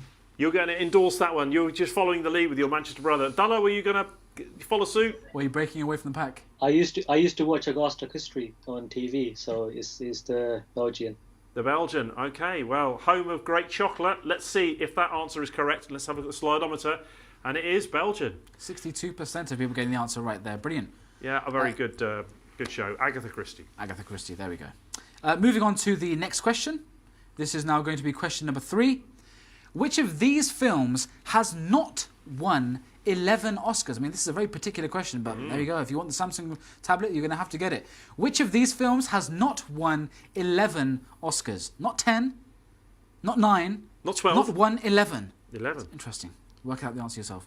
Titanic, West Side Story, Ben-Hur, or The Lord of the Rings, The Return of the King. Which of these films has not won 11 Oscars? Right. I think this is quite tricky, this, isn't it? This is... I wouldn't get this. Oh, this is... I wouldn't get this at all. But you didn't know what Ben-Hur... You didn't know who Ben-Hur was. Sorry. I mean, basically, so the answer to this question is all of them have won 11 Oscars or more. One has not won 11. Which one didn't get 11? That's the question that's being asked. So again, Titanic, West Side Story, Ben-Hur, which I don't know about, as Chris has great movie, I have to say. Or Lord of the Rings, The Return of the King. Well, I think it'll be. Let's hope that when your pizza sides come, you're not going to be returning the wings. Wow. Sorry. Wow. Did I go there? Anyway, right. I think we've got our regional contestant. Medusa, what are you going for here? Option B, West Side Story. West Side Story. Okay. And Sajid, what do you think? West Side Story. West Side Story. And Dalla? Yeah, I went with West Side Story Right, too. well, I think it's getting to the point where, if I ask Medusa, I might reverse it next time. I'm going to reverse it, okay? Right, so they've gone West Side Story, which is a very real mixed result bang. Yeah. I mean, only what, 32% of people got the right answer, but indeed, West Side Story is the right answer, so congratulations to everyone that got that at home. West Side Story only won 10 out of 11. We say only, but indeed, a fantastic achievement by them. And Titanic was sort of won in 11 of 14 nominations. So I suppose they're done for different nominations. Possibly, I don't know. Possibly. Question 4. In Harry Potter, who do the Dursleys leave Harry with when they go out? In Harry Potter, who do the Dursleys leave Harry with when they go out? A. No one. B. Albus Dumbledore. C. Mrs. Fig. Or D. Aunt Marge. Wow. Aunt Marge. Now, I think people might be in a bit of a muddle here. Wow. With the I can't keep up. I mean, we've been asking for banter and we get. It's an interesting one. Again, while everyone's thinking about the answer, again, the number 030056100107. If you're just listening in on the YouTube and you're not taking part in the quiz, please jump on, donate now, hfuk.org/donate. Or think about you can also donate your time as well. We've seen great doctors and stuff. There'll be some young children here giving the answers to their mums and dads. Absolutely. Maybe you could be the doctor. The doctor of the house. Well, let's go. Okay, so Dalla Kamara, I'm going to come to you first because stop this cheating, because you're obviously just following what Medusa says because he knows what all the answers are. Okay, Dalla, what's the answer here? I said no one. I read Harry Potter about 5 times when I was a Okay, kid. good. Right, so there you go. Clear answer there from Dalla, who's a historical expert on Harry Potter. There we go. Sajid, what do you think? Option B. You got an option B, Albus Dumbledore. Okay, and Medusa, what are your thoughts here? I'm guessing option C. Mrs. Fig. Okay. Well, slide on. So at least we've got a split here, and Mrs. Fig is the right answer. Mrs. Fig is indeed the right answer. So, well, there we go. I think we're definitely, found a pattern here. Medusa's got the keys to the. You've got the answers been sent to you, boy. Doing very well. Oh, brilliant! Fantastic.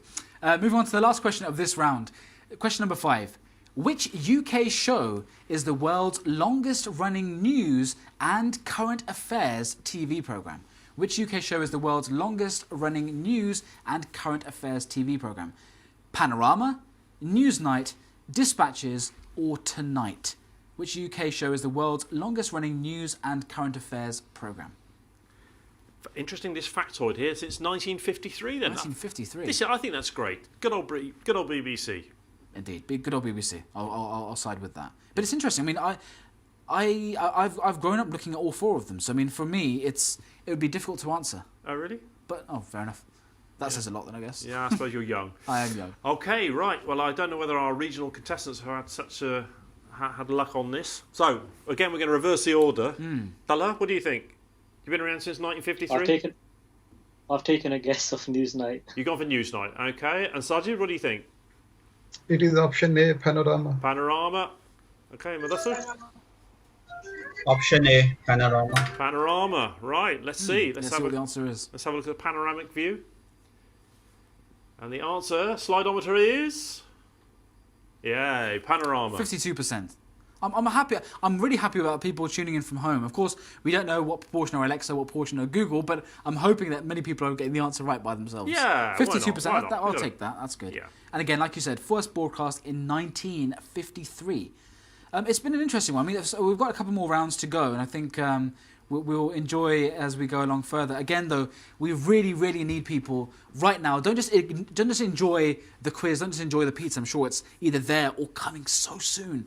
We really, really, really need you to make a donation. We really need you to get online, hfuk.org/donate. Make a donation.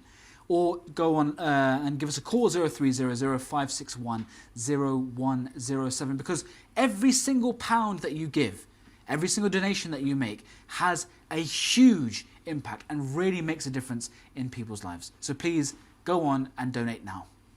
Fabulous. Okay, well, we've got leaderboard updates. That don't look and our human world up there. And a little human world, a little microcosm. Taking the lead. Despite Modesta's fabulous work, I think. So I don't know. I'm questioning the leaderboard. So from my own head, but my mental arithmetic. Do we not have a video now? I believe we are going to be showing the videos later on, and people can watch the videos and learn a bit more about it. Again, making the quiz rounds a little bit more challenging. Okay. But for now, we're going to be moving on to our next round of the quiz, which is called Around the World, in 5 questions. Good round, mate. There we go. Question number 1. In which country will you find the tallest building in the world? In which country will you find the tallest building in the world? Again, starting off a little bit easier with this question. A, the United Arab Emirates. B, China. C, the United States of America. Or D, Russia. In which country would you find the tallest building in the world? A, United Arab Emirates. B, China. C, USA. Or D, Russia. Have you been to Russia? I've not been to Russia now, but I went up the Twin Towers many years ago. Right. And you just can't believe that the vehicles, like a yellow taxi cab, it's just so small. The little ants on the floor. It's amazing. So I definitely recommend going up a tall building. I think it's a great thing to do. I recommend going up a tall tower. Indeed. Absolutely. Absolutely. As long as you come back down again afterwards. Yeah, best do. Absolutely. Again, let's have a look at our families and see what they have to say and what they had as the answers. Atala, you're our current leaderboard champion. What do you think? UAE. UAE, okay. And Sajid? Yes, UAE. Okay, and Madassa, you will follow copying them, right? Yes. Well, you knew it, and I think your daughter's telling you the answer anyway, so we know. Okay, let's slide on to please reveal the answer here. Quite an easy one, this. Absolutely, Yeah. A whopping 92% there. Of course, the Burj Khalifa, I'm told it's almost half a mile long. Wow. So I had the opportunity to go there a couple of years ago. Oh, really? Absolutely phenomenal. You're at the top and you did that? Giddy, you went up? Went right to the top. Oh, I think it's a life skill. I didn't walk, but it was an elevator. Yeah. Good enough. Again, a fantastic question there. Coming on to the next question. What is the capital of Canada?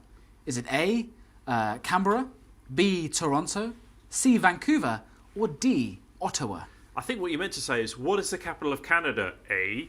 Sorry. At the end of it. Sorry, and apologise for not doing so. What is the capital of Canada? Canberra, Toronto, Vancouver, or Ottawa? Yeah. Well, I was just taking the mickey from our Canadian friends, whoever's watching. They'll often say A after everything. Absolutely. And they're very, very polite and genuine. They are delightful. We like a shout out to Giant James. Absolutely. Giant James needs a shout out. Yeah. Again, Okay. a very important one there. It's interesting because I think it gives you more of an understanding of what's going on around the world as well. So these kind of questions are really interesting and really important. Of course, again, I'm going to keep on plugging it as soon as I can. 030056100107 hfuk.org/donate. Yeah, and that's not the answer. That's not the answer line. That's not the answer We're not line. going to give the answers on that number, but you just give us some money. We just get on there, make a donation, make a change in someone's life. Okay, I think we're going to go to our regional contestants, hopefully. So, Dulla, how's your Canadian geography? I'll go Ottawa here. You gone for Ottawa? And Sajid, what do you think? Yes, it is Ottawa. It is Ottawa. So confidence. no, The I'm confidence going is there. for it is. Well, Dasta, what do you think? Yeah, it is Ottawa. It is Ottawa. Is He that it? agrees as well. Confidence. Right, okay, I think we should reverse the order again. Yeah, I think we'll go for Sajid next time. Okay, well, Otters was a very popular answer. I think a lot of people of our 258 participants, maybe they've got some Canadian connections. I actually think it's quite hard, actually, think that... It is, isn't it? To be honest with you, if I read that, I probably would have gone for Toronto. Me too. Yeah, absolutely. Have you been? Again, next question. This is an interesting one as well. The Victoria Falls separate Zimbabwe from which other country? The Victoria Falls separate Zimbabwe from which other country? Is it A, Swaziland, B, Zambia, C, Botswana, or D, Mozambique? The Victoria Falls separate Zimbabwe from which other country? Swaziland, Zambia, Botswana, or Mozambique? Would be lovely to go and visit here. Would have been Zimbabwe's a troubled country. I think it's again, there's a lot of need for us to learn about the world around us. I mean, there's lots of countries that we don't go to, we don't know their understanding, the way their economy works, the way the people live there. I think these kind of things really help you understand that. I know that Humanity First has helped, International has helped in Zimbabwe. That much I do know. That we're always looking for different parts of the world. So Absolutely. While you're taking part in the competition, we're always looking for new initiatives. So don't feel like you have to just do what everyone else does. So come to us with answers. Time and money. I mean, Yeah. both things are easily donated, and we encourage everyone at home, please give your time, give your money again. And spread the word to your friends. Again, yes, exactly. If you can't do it and you know someone who can, let them know. I mean, this is a fantastic way to hone your own skills, make a difference in the world, and actually go out for an adventure as well. Okay, right. So, Sajid, what do you think? How's your African geography? What did you go for here? It is Zambia. Zambia? Okay, Dalla, what do you think? Swaziland, I've taken a guess. You gone for Swaziland, and Madassa, what do you think? Zambia. You gone for Zambia. He seemed to look down though, Madassa. I was looking at your daughter who's telling you the right answer. Okay, right. Let's see. And our answer is Slidometer's chosen Zambia. 65% of people knew that. Yeah. That's a good number. Don't know whether I got that, but very good. Brilliant. Next question. Question number 4. How many countries border China? How many countries border China? Is it A, 17, B, 14, C, 12, or D, 7? How many countries border China? Is that how many countries are bored of China? I'm sure it's not. How many countries border China? Okay. So how many countries share a geographical border with China? Is that 17, Fabulous. 14, 12, or 7? And I've actually got the answers here. And I mean, I think, I would struggle to get it. I mean, China is absolutely huge, right? I mean, it's got a lot of countries around the side, but I mean, I'm not sure it ranges, according to this, between 7 to 17. So 7 is a good number, let alone 17. Yeah, exactly. Right, I wonder how our regional correspondents are getting on. Have regional correspondents. Okay, right, so Abdullah, what do you think? 14? 14, you go for 14? What about you, Madassar? What do you think? It's again 14. Okay, and Sajid? Yes, it is 14. It is 14. It is 14. That's what, I'm loving clear. this confidence. Yeah, absolutely. Brilliant. Okay, well, let's ask the slidometer. And 14 is the most popular answer. And it is the right answer. The correct answer as well. Okay. Almost 60% getting the answer right there. I'm not going to read out the names of all the countries, but Is that because we can't? Because we can't. I think there's too many. Too many of them. Too many of them We to haven't got count. enough time left in the competition. The final question for this round: where would you find Mount Fuji? Where would you find Mount Fuji? Is it A, in Fiji, B, in China, C, in South Korea, or D, in Japan? Now, I did geology at university, so I would definitely have got this. Is that not the study of rocks? It is, and this is a volcano. A big rock. Yes, it's a big volcano. Fair enough. Okay.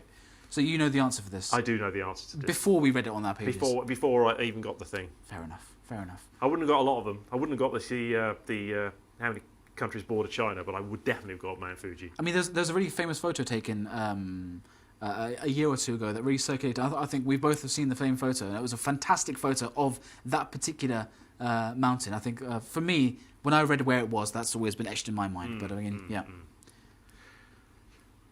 Let's go to the families. Yeah, let's go and see where our regional correspondents. Bella, what do you think?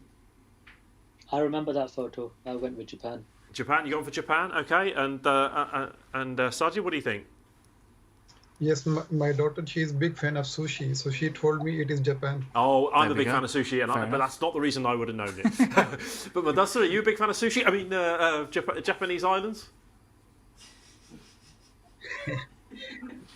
I'm not a big fan, but the answer is Japan. Right, okay, well, Brilliant. I think sushi's marvellous, but it's not very vegan. So I'm trying to be a bit more flexitarian. So I'm not eating so much sushi as I was. But let's see what the answer is. Japan is the answer. Yes. Brilliant. So Japan there again with an overwhelming majority. Again, And a shout Japan out is to the my right friend answer. who's Japanese, who might be watching, Courtney Kurahoni, who I work with. So she might be watching. She's Japanese as well. So. Just looking at the leaderboard for now, we have in first position Talha Qamar, second is Sajid Arayan, and in the third position is Anila and Mudassir Usman. Again, fantastic. Everyone playing along at home again, make sure you're keeping up, and again, we wish you the best of luck. And of course, everyone competing for these 3 fantastic prizes. One, the Samsung tablet by EcoWell, who EcoWell. promotes social values as a responsible nationwide construction and engineering services company with the tagline, working towards a sustainable tomorrow. I like that tagline. It sounds like humanity first, Absolutely. doesn't it? You know, that we like a sustainable The world. Amazon vouchers, and of course the fantastic bag of Humanity First merchandise full of loads of different goodies, and I'm sure you'll This is not an absolutely love example. I that. mean, it would be Ramo full of stuff. Absolutely. This is not the actual bag, it'll be full of things. Brilliant. Next round. This is a good round. The next round is food, and I'm told that it's food with an exclamation mark, which is to give a bit more punch. And let's hope that's we're not whetting your appetite for those. We're building up to pizza time, so if everyone hasn't got their pizza, it's almost there. Again, I guess it's a good reminder that not everyone has food on demand. Yeah. If you're having to wait half an hour or 40 minutes for food, the money that you're donating will help put food on the table for people around the world. So again, a timely reminder for absolutely everyone. Yeah. Move on to the first question of this round. Which one of these is not a berry? I would have made a Mary Berry joke there, but I won't do that. Option A, cranberry. Option B, strawberry. Option C, banana. Or option D, cucumber. Well, I would say Talha. He did. He's a scientist, isn't he? He said Yeah. he did physics. So He probably did Probably food did biology. design technology for GCSE as well. yeah, he probably did. So he's probably going to get this. But interesting. Cranberry, strawberry, banana, or cucumber. Which of these is not a berry? I've got 3 of those in my garden as well. Wow. Yeah. I've got 3 of them in my kitchen. Let's put it out there. Put it out there. So Fun facts. That wasn't written on my sheet? I'll read the fact out. In botany, a berry is a Oh, no, fleshy I think fruit. you're going to give the answer if you do that.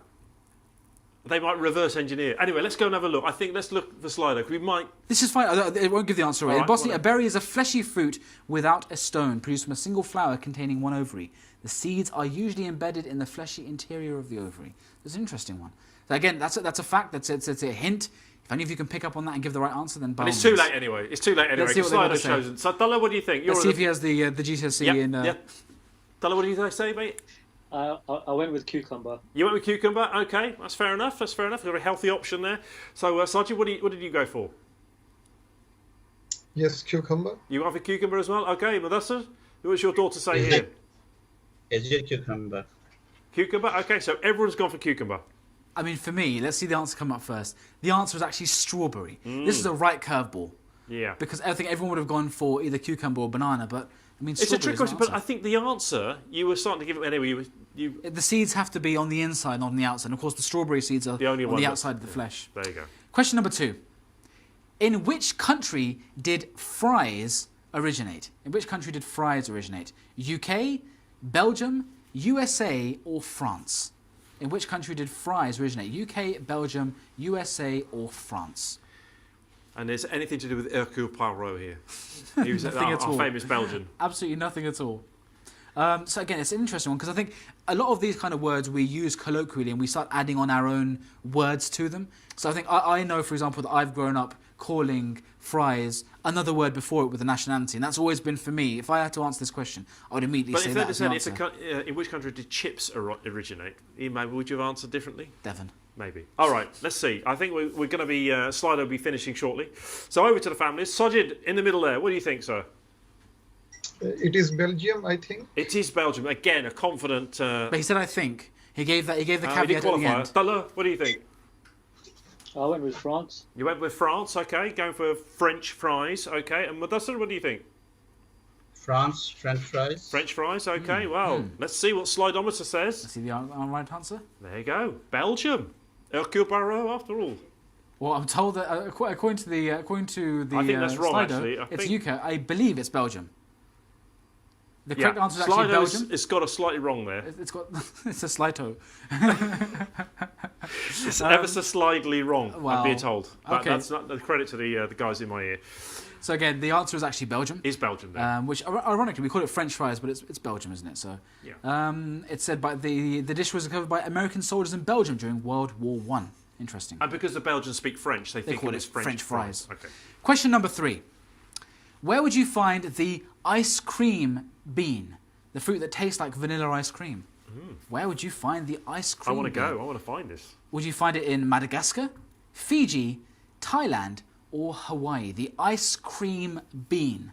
Would you find it in Madagascar, Fiji, Thailand, or Hawaii? Sounds very interesting to me. I must find out more about this. What's your favourite flavour ice cream? I'm being told to ask you the favourite colour ice cream, but I'm sure he means the flavour. I like a mint choc chip or a tutti frutti. A tutti frutti is a good way. The bubblegum's nice as well. Oh, no. Oh, come on. Oh, don't spoil it. No. Oh, you've put me off now. Really. Let's go for the families. I think Sajid's got a team of children there, but Dalla, he's still is he a child? Well, I mean, I think the parents would have to be buying the ice creams for their kids. They're Dalla's married though, isn't he? skewed. Dalla is married, so so he's buying not for the wife. Yeah, exactly. Sajid, what do you think here? Where would you find this ice cream bean other than the supermarket? It is Madagascar. Madagascar, you go for Madagascar. Mudassar, what do you think? Yeah, it is Madagascar. Did someone got a parrot there that shouted the right answer? I think that's the key to success. And Dalla, what do you think? I had no clue. I went with Hawaii. Hawaii. Hawaii. Oh, Hawaii. There you go. Let's have a look at the right answer on Slido. Slidometer's going to tell us now. Many people in Madagascar, but Hawaii is the right answer. Was the right answer. 19% getting that. Again, an interesting one there. So again, it's an interesting answer. Again, I don't think I would have got that, but I mean, ice cream bean. That sounds like a good place to be. Should we read the factoid? I think this is quite an interesting factoid. Native to a large region spanning from Puerto Rico to Mexico to the Amazon, the tree produces cylindrical bean-like pods that grow to more than 2 meters in length. 2 meters of vanilla ice cream. Jeez. And the seeds are embedded in an edible translucent white pulp which tastes just like vanilla ice cream. Fair enough. Let's go to Hawaii. You heard it here first. Question number 4. How much of a potato is made up by water? We've gone from vanilla ice cream to potatoes and water. Ooh. How much of a potato is made up by water? Or made up of water, I think I should say. 80%, 60%, 40%, or 20%. How much of a potato is made up of water? 80%, 60%, 40%, or 20%. Wow. Interesting one. Tricky one, this. I don't know whether I'd have known this. I mean, I remember at school you used to get a peanut and burn it and see how much oil was in it. I don't remember doing anything like this with the... I don't think I did that in school. I mean, we've had lots of age jokes, haven't we? So I mean, I think it's an interesting one because I think, lots of fruits and lots of vegetables have a lot of water in, but it's kind of difficult to work out how. I mean, if you're talking about a couch potato, like someone like me, then perhaps I've got a bit more water in me than a normal potato. You're less couch potato than you once were, so that's good. I guess kind of you to say. So yeah, let's have a look at what our families have to say. Okay, so Dalla, what do you think here? Are you a potato expert? 80%. 80%, okay. Ooh. And Sajid, what do you think? Yes, I would go for 80%. 80%, oh, they're going for that. And Mudassar, what do you think? It's 80%. 80%, right. It is 80%. Good, clean sweep from our friends, the humans, and they've got the right answer. There you go. In a clever little fact, the potato became the first vegetable to be grown in space. Right, so there you go. A bit more of information there. Moving on to question number 5. This is where one of the best props ever on TV will come out. Okay. Again, something which we have to show. I don't think we can see on the table, but again, if we pick it up, one of the best props ever on TV. I'm not sure if the branding is correct. I mean, maybe I should. I don't think we have the branding on there, of course. Well, the question says it. All chocolate hazelnut spreads are born equal. But question number 5. Roughly how many hazelnuts are in a 14-ounce or 400-gram jar of Nutella? So in this jar... This is 400 gram. This is a 400-gram jar. How many hazelnuts are in this jar or were used to make this jar? The possible answers are 30, 40, 50 or 60. The producer is advising people not to go into their kitchen cupboard to go and get a jar of Nutella, but indeed, if you have the time within 20 seconds to do so, I don't think anyone's It doesn't there to tell you stop on here anyway, so it's a waste of time. It's a wasted trip. But again, 30, 40, 50 or 60, how many hazelnuts? How many hazelnuts? It's a flu season. How many hazelnuts are in a 14-ounce or 400-gram jar of Nutella? These nasal nuts, tell me more about them. Oh dear. So let's have a look at what our families have to say. Okay, we're going for the families. Okay, Dullah, this is a sort of a young man like you should know this. What do you think? I went with 50. Went with 50, half 100. What are you about, Sajid? What do you think?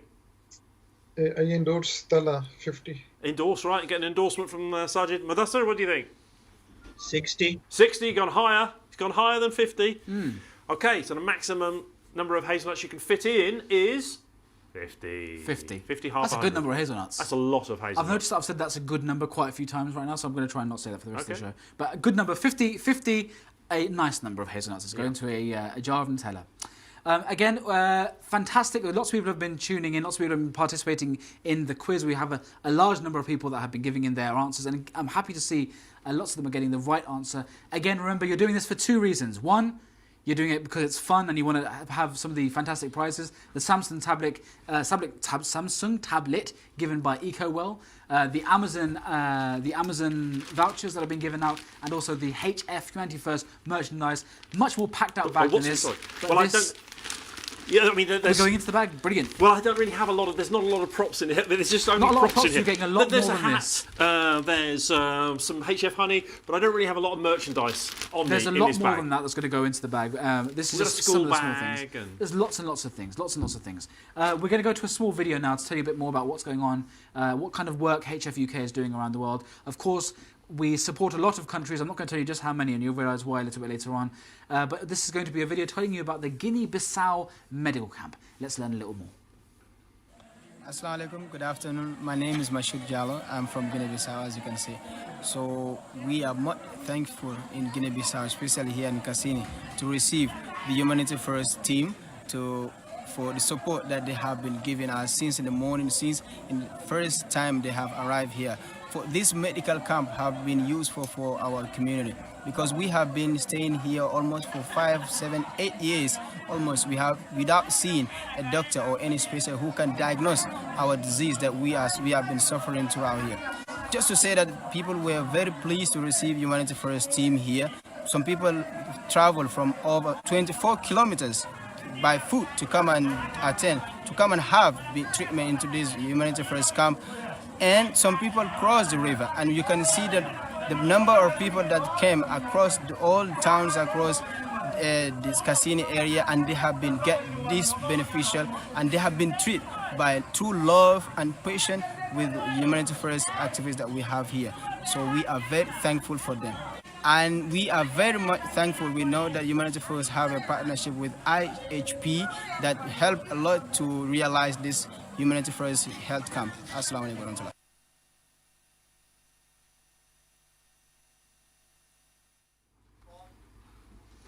Again, an inspirational video there looking at some of the work that they're carrying out on the ground. HF UK doing a fantastic job to support many countries around the globe to try and make a real difference in people's lives. Again, that's what you are donating for. The number to donate, again, you should know it by now. Then again, so should I. 0300 561 0107, 0300 561 0107, or jump online, hfuk.org/donate. Donate as much as you can.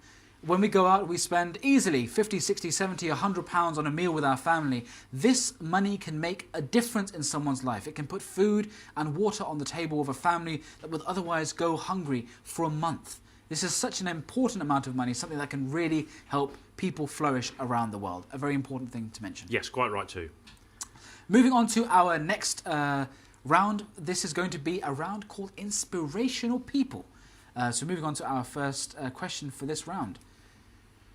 Who said that the way to promote world peace was to, quote, go home and love your family? Who said that the way to promote world peace was to, quote, go home and love your family? Was that Mahatma Gandhi? Was that Bob Geldof, Princess Diana, or Mother Teresa? Mahatma Gandhi, Bob Geldof, Princess Diana, or Mother Teresa? Go home and love your family as the way to promote world Maybe peace. we should say that at the end. I mean, it's an important one. Go home and love your family. Stay home, rather. Stay home and love your family. You're already at home Absolutely. in your COVID bubble. That quote comes from Mr. Kaleem Edwards. Brilliant. Stay home and love your family. So which of these four personalities said that quote? Let's have a little listen to what our families at home have to say. Okay, right. Okay, Sajid, what do you think here? It is Mother Teresa. It is Mother Teresa, says Sajid. What do you think, Madassa? Do you agree? Yeah. Okay, Dalla, what do you say? Yeah, Mother Teresa. Okay, everyone fancies the Mother Teresa. Absolutely. And the answer, everyone else has gone 67%, so what do you think? Slidometer, reveal the answer. Yeah, Mother Teresa. 67%. In 1979, Mother Teresa was awarded the Nobel Peace Prize and became a symbol of charitable, selfless work. The hunger for love is much more difficult to remove than the hunger for bread. And I think it ties into what our motto is, serving mankind and humanity first is as well. Yeah. So this is a food event, but at the same time we should spread our love and goodness to the rest of the world. Absolutely, absolutely. Question number 2. Which inspirational person is known for saying, I have a dream? Which inspirational person is known to have said, I have a dream? A very, very famous quote there. Martin Luther King, Nelson Mandela, Queen Elizabeth II, or Audrey Hepburn. I was adding an extra H on the beginning of the name. Yeah. Audrey Hepburn.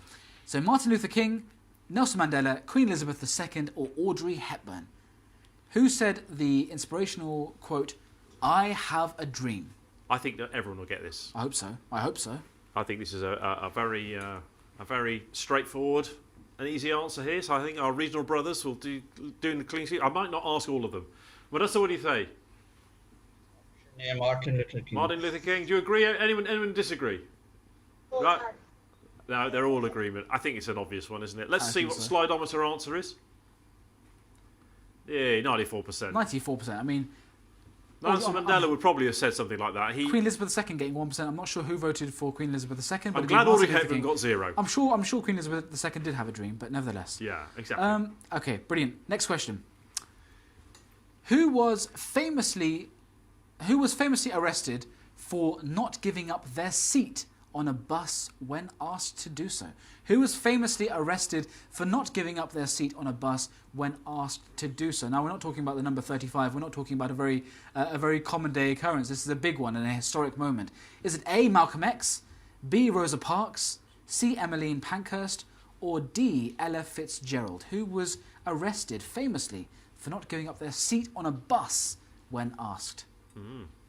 I think a lot of children will study this at school. And quite rightly so. Yeah, exactly. So. I mean, it's a very. I've seen lots of recreations and videos and things about this, and it's a fantastic moment. Very much, it's pivotal in terms of what it meant for the direction in which society was moving. Yeah, brave people then. Okay, talking of brave people. Okay, so Abdullah, you're a brave man in Croydon. What do you say here? Rosa Parks. Rosa Parks. Madassar, what do you say? Yeah, my daughter told me it's Rosa Parks. The daughter, they know. The daughters yep. know. Sajid, what do you say? Option B. Option B, Rosa Parks. Okay. Let's see what the right answer is. Yeah, let's see Slidometer. Reveal yourself.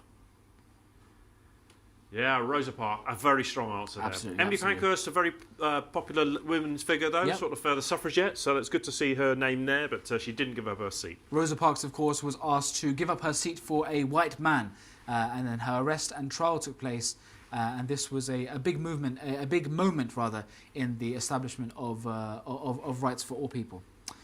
Moving on to our next question. Who was assassinated in 1948 shortly after achieving their life goal? Now that's very vague, but let's see if we can get the answer. Who was assassinated in 1948 shortly after achieving their life goal? Was it A. Martin Luther King, B. John F. Kennedy, C. Mahatma Gandhi, or D. Abraham Lincoln? Who was assassinated, apologies. Who was assassinated in 1948 shortly after achieving their life goal? Martin Luther King, John F. Kennedy, Mahatma Gandhi, or Abraham Lincoln? And John F. Kennedy was mentioned in one of the earlier questions in the history round. So if you were paying attention, you might be able to work something out. Maybe. I mean, it's interesting because I think first you have to work out who actually openly said, this is my life goal, and then you'd be able to work out who achieved it. So Martin Luther King, John F. Kennedy, Mahatma Gandhi, or Abraham Lincoln? Okay, so Mudassar, what does your daughter say to this one? Option A, Martin Luther King. Martin Luther King, we've gone for. And Sajid, what do you say? What has your family got to say here? Mahatma Gandhi. You've gone for Mahatma Gandhi. And Dalla, you're on your own, mate, so what do you think yourself? I've gone for Mahatma Gandhi as well. Gone for Mahatma Gandhi. Okay, so let's go and have a look at the slidometer. Please reveal the right answer. And again, a huge majority of them have gone for Mr. Mahatma Gandhi. Gandhi was shot to death by a Hindu Brahmin opposed to Gandhi's support for Muslims and the so-called untouchables. Again, there's a lot of death in these questions, but I think it's an important thing to know throughout our history as well. Question 5, the last question for this round, an interesting one. Who is also known as the Lady with the Lamp? Again, a very pertinent question for the era that we're going through right now. Who is also known as the Lady with the Lamp? Is it A, Queen Victoria, B, Princess Diana, C, Helen Keller, or D, Florence Nightingale? Who is also known as the Lady with the Lamp? Queen Victoria, Princess Diana, Helen Keller, or Florence Nightingale? There we go. And I think this is one of the questions which means a lot most to us right now. I think it's a very important one which we're all remembering. Of course, there's no hesitation. You're trying to talk without giving the answer. I'm trying to. It's a big one. I think every single person at home right now, if you don't know this answer, you will know this answer, and you should remember this answer for the years to come. Yeah, exactly. Okay, Tala, what do you say? Florence Nightingale. Okay, Sajid, do you agree with him? Yes, I get it. And Mudassar? Florence Nightingale. Yeah, the Lady with the Lamp. Absolutely. Let's see what the right answer is. Well, we know the answer. We know it's going to go green. Florence Nightingale, 92%, fantastic. Again, just a little bit about Florence Nightingale. She volunteered to nurse soldiers during the Crimean War. She helped to improve hospital practices and the standard and prestige of the nursing profession, and is considered to be the founder of modern-day nursing. So indeed, a hugely influential figure there. We're going on to, of course, we really want you to donate. The number to donate again, 030056100107. The website to jump on, hfuk.org/donate. Please dig deep, donate as much as you can. And we're going to be showing you just how much of an influence and just how much of an impact your donations can make on something as simple as water. We turn on the taps and cold water gushes out. We have water whenever we need and however, in whatever measure we need it. But indeed, this is not the case around the world. Let's have a little look at this water for life. Water. Many of us take it for granted. Open a tap. Clean water flows into your hands. More than 750 million people still don't have access to clean water. Many women and girls travel tens of miles to collect water for their families every day, which is often contaminated with dangerous pathogens. Humanity First has installed over 2,800 water pumps and wells, providing clean, sustainable water to over 4 million people, reducing disease, freeing families, and giving children back their childhood. Just £2,000 gives a community clean, sustainable water, not just now, but for years to come. Humanity First, serving mankind.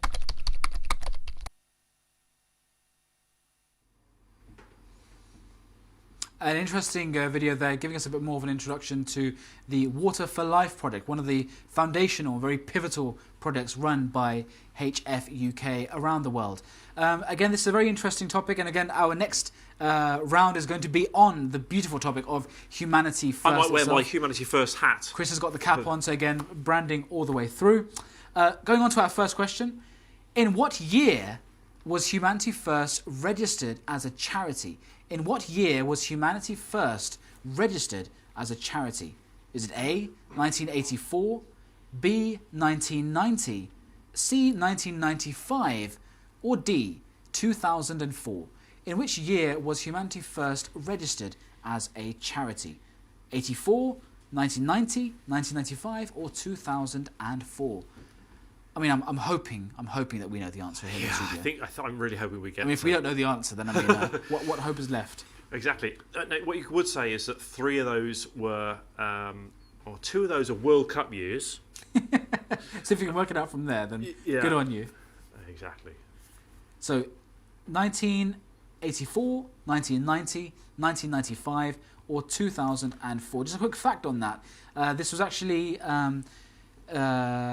Before this was actually inaugurated and established by the 4th Caliph of the Ahmadiyya Muslim community, His Holiness Mirza Tahir Ahmed, who saw this as a beautiful initiative. Of course, you can see the photo online on screen right now with the gentleman in the white turban is the 4th Caliph of the Ahmadiyya Muslim community, and on the left is the present Caliph of the Ahmadiyya Muslim community before he came to the office of being the Caliph. And indeed, the beautiful gentleman on the bottom right with a glorious smile is indeed towering above us at a grand 8 foot right now as the cameraman in the studio. So again, it's all an in-house affair, which is absolutely brilliant. Oh, we're turning the camera around to see him. Absolutely brilliant. So again, let's go to our families and see what they came up with the answer. Okay, Dulla, did you get the right answer here, old chap? I read the Humanity First website, 1995. Oh, yeah, well, cheater. So you read the website before or just now? Ah, well. Madassar, what do you think? You agree with 1995? Yes, and Sajid, you? Yes, I go for. Well done, everyone. You're winners. Okay, brilliant. Absolutely. Cool. Question number 2. Let's have a look at Slido. Slido's going to give us the answer, yes, just to confirm I'm jumping ahead. Now, a few people that said 1990, go back and do your revision. Absolutely. 1995. It was our silver anniversary last year. There we go. Our pearl coming 5 years' time. Question number 2. How many countries does Humanity First United Kingdom support? That's in addition to the UK. How many countries does Humanity First United Kingdom support? Is it 1, 10, 8, or 12? How many countries does Humanity First United Kingdom support in addition to the United Kingdom? 1, 10, 8, or 12? We need help. I think that's what we would say. Is while you're pressing your Slido buttons, don't forget we need your help. And that is only, we're asking money, but we're also asking for time. So both my sons went out to African countries and spent the summer working. Now, obviously, with COVID, it's tricky to do some of that stuff. But I would urge people to, when lockdown eventually comes out, step forward. Donate money for now, and when it's allowed, then go out and donate your time as well. Absolutely. Okay, right, so Madassar, what do you say here? What's your thoughts on how many countries UK is currently supporting? Yeah, and Sajid, what do you think? I will go for 10. You'll go for 10. Madassar, you froze for a minute, and what's your answer, old chap? You got a bit flaky there, man. Let's have a look. Go with Dulla. I went with 1 since it's Humanity First. You went with 1. You think it was a trick question? Okay, let's see what the answer is then. Slido, please reveal yourself. And the answer is 10. 10 countries, absolutely. I think it's obviously important to mention that Humanity First is established in lots of different countries, and they all do fantastic work in their representative countries. This we're specifically talking about HF UK, which is the UK branch, which of course supports. There's Humanity First International, looks after all of them. And then there's Humanity First UK, which is looking after Guinea-Bissau, Guinea-Conakry, Ghana, Ivory Coast, Jordan, Kenya, Palestine, the Gambia, Tunisia and Uganda. Again, some fantastic work. Again, some of the videos that we've seen have really reflected that as well. Moving on to question 3. How many people in the world still don't have access to clean water? How many people in the world still don't have access to clean water? And again, all of these numbers are absolutely heartbreaking. Horrifying. 250 million, 500 million, 750 million, or 1 billion. How many people in the world still don't have access to clean water? 250 million, 500 million, 750 million, or 1 billion. I mean, it might sound cheesy, it might sound cliche to say, but one person that doesn't have access to clean drinking, I mean, it's a number, but if you imagine that you are the person that doesn't have access to water, or no water to give to your children, or you're giving them the water fearing that this could cause a life-threatening disease, I mean, it really brings home the anguish of the situation. So, I mean, Humanity First today provide sustainable water to 4 million people every day. And of course, that can be increased. As much money and donations that we have, we can continue and increasing that effort as well. It's a great present to give to someone, a great wedding present. Don't buy them cutlery or... I mean, absolutely. You make this donation, and of course there's a feel-good element to it as well, that you're giving it. But realistically, what have we done to earn the money that we have? We're fortunate to have that money, but to give it to other people, that gift of giving. And what better gift to give than a glass of water? Yeah, absolutely. Access to clean drinking water. In today's day and age when we worry about all these first world problems, when something so basic as water is something which is people don't have access to. Okay, let's go and see what our regional punters got to say. So, Mudassir, what do you say here? 750 million. 750 million? And Sajid, do you agree with him? The Manchester connection? No, I think it is 250 million. 250 million, okay. Talla, what do you say? 750 million. 750 million. Okay, Slido, please reveal the right answer.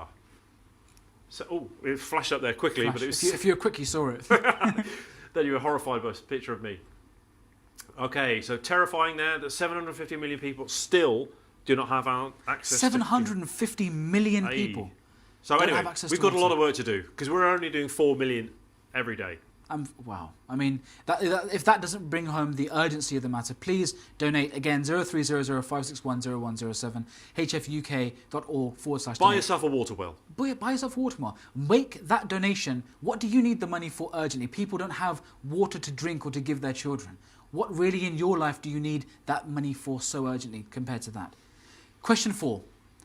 Where is our first UK food bank located? So where is the first UK food bank by Humanity First located? And if you were paying attention earlier on, you will know the answer to this question. Is it A, in Warfield in Berkshire, B, Murfield in Yorkshire, C, Ampfield in Hampshire, or D, Marton in Shropshire? Where is our first UK food bank located?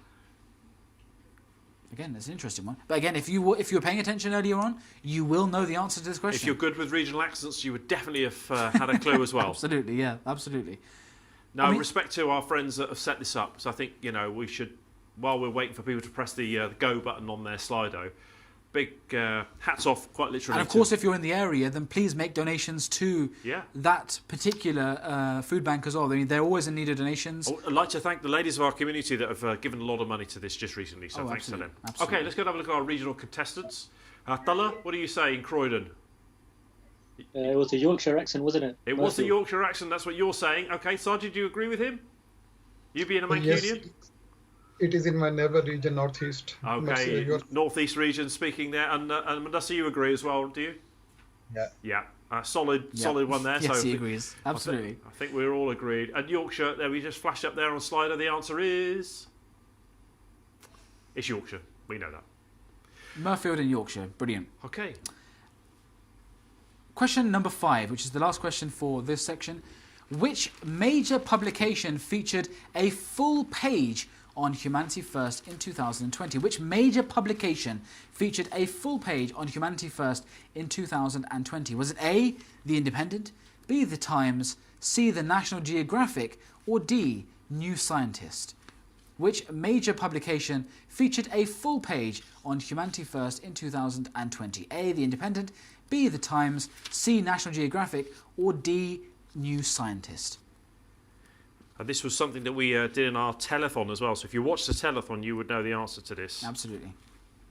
It's a big one because it means that people now are recognising the important work that HF is doing around the world. And again, seeing it in magazines and publications like the one that you're holding in your lap, I'm not going to show it right now, but it shows that people are recognising the work. And I think this is what we need. So basically, if you cannot donate money because you've run out of money, you've already got 3 water wells, and you've done so many things, and you can't donate your time because you're already doing loads of work. But you can do is please pass on your message. So if you're on LinkedIn, please join Humanity First. Absolutely. If you're on Twitter, give us a little retweet. So everyone's got a job to Spread the news. I mean, the thing is, things like this cannot flourish without people talking about them. Get online, make a video about HF. Go online, search up images, read about what kind of work charities like Humanity First are doing, and spread it to your friends and your family on social media. Talk about it. When we get enough people talking about it, we'll create a change in society. I think you'll find also, I mean, we look at the food bank in Yorkshire, they've been on ITV News. So it's through connections. It's only through connections. So let's do the good work, but let's also tell a few people here and there. And alhamdulillah, it'd been great that we managed to share that news through ITV News. So I'm in the press and media department. I would love to help. I need your help, all of those people out there, to just try and spread the message a little bit. Of course, while we're just waiting for the answer, 0300 561 0107, hfuk.org/donate. Make sure you make your donations as well. It's with your donation and your time and your effort. Even writing a tweet is still donating your time to promote what we in HF UK and HF International, what we're trying to achieve, which is more understanding and more support for people around the world who are suffering in all different manner and array of means and types. So it's very, very important for us to understand the need of this, to donate our time, our effort, to make efforts on social media, with our friends, with our family, on our social media groups. Talk about this issue. Don't just let this telethon or this... Tell your schools. Tell your schools, tell your universities. Don't let this programme go past after an hour or two and then put it out of mind. Really focus on this. So the question again that we asked was, which major publication featured a full page on Humanity First in 2020? Which major publication featured a full page on Humanity First in 2020? Was it A, The Independent, B, The Times, C, The National Geographic, or D, The New Scientist? Okay, let's go to the families then. Tala, what are you saying, Croydon? Do you know the answer to this?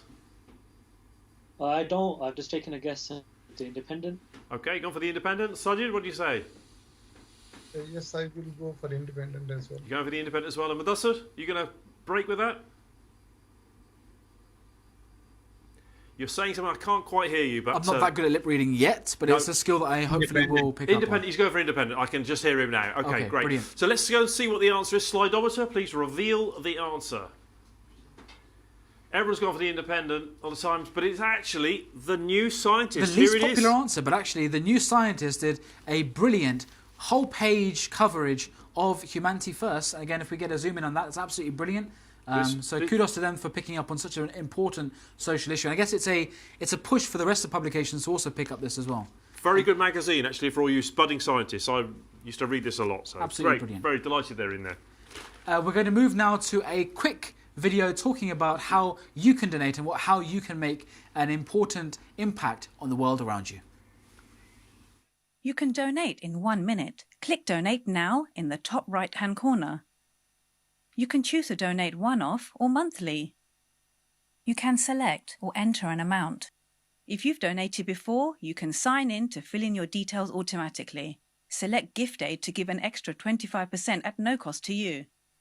Enter your name, email, and address. If you're happy to hear from us, check the box and click Submit Donation. Enter a password to save your details and click Donate. Donate now at hfuk.org. Again, a way that you can make a difference, the way that you can donate and make a difference in people's lives. With just a few pounds, you can put food on the table of a family that have not got food. With just a few pounds, you can create a water well in a village where people don't have access to clean drinking water. There are so many different ways of getting involved. Your time, your effort, and indeed your money. So please, 0300 561 0107 and hfuk.org/donate. Please make a donation now and make a change in someone's life. We're coming into the last round. So come on, I know there's a lot of people on their Slidos. This is the last big round. In the local leaderboard with our regional punters, Thulla's got a slight lead, but that's all to play for as we go into the last round. Which is... The Donald Trump round. Who said it? The Donald Trump round. Who said it? Question number 1. People say nothing. This is a quote. People say nothing is impossible, but I do nothing every day. Who said this? A. Donald Trump. B. Will Smith. C. Tom Cruise. Or D. A. Milne. The question is, people say nothing is impossible, but I do nothing every day. Who said this? Donald Trump, Will Smith, Tom Cruise, or A. Milne? It's a beauty of the English language, though, isn't it? You can play with words. I think it's a lovely quote, this. It's interesting, isn't it? Because 4 very, very different people, known for very, very different reasons, of course. Could all have said it. And they could have, and they could have all meant 4 completely different things as well. But again, it's an interesting one. I think that our contestants at home, the families at home, seem to be already prepared with their answers. Madassar, what do you say here? Option D, A. Milne. You're going for A. Milne, okay. And Sajid, you happy with that? Yes, I am. It is. Okay, and Talla? Yeah, I think A. Milne.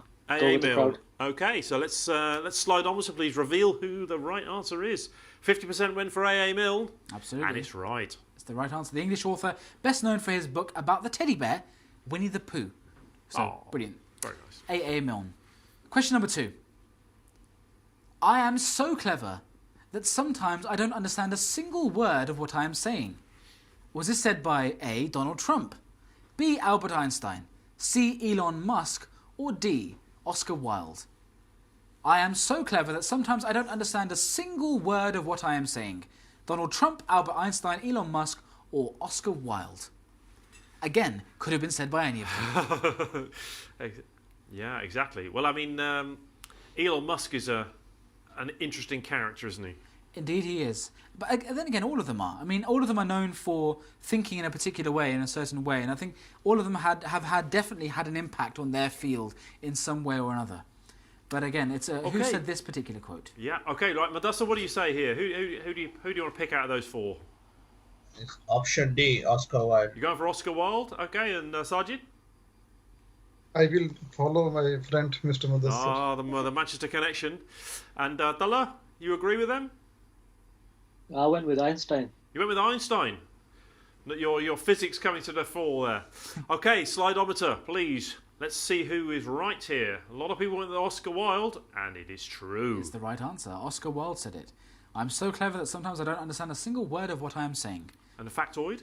The factoid, indeed, in this, Oscar Wilde, I've got the factoid open. Okay, he wrote plays and short stories, but only one novel. His only novel is The Picture of Dorian Gray. According to what is written here. Question number 3. Our enemies are innovative and resourceful, and so are we. They never stop thinking about new ways to harm our country and our people, and neither do we. That quote was said by A. Abraham Lincoln, B. Boris Johnson, C. Donald Trump, or D. George W. Bush. The problem with being on live television. The problem with live television. Exactly. Our enemies are innovative and resourceful, and so are we. They never stop thinking about new ways to harm our country and our people, and neither do we. Again, I think a slip of the tongue there, but in a Freudian slip. A Freudian slip. Well, I can't guess the motives or the intention, but indeed it's an interesting one. Okay, right. So Madassar, what do you say here? Again, option D, George W. Bush. You're going for George W. Bush, and Sajid?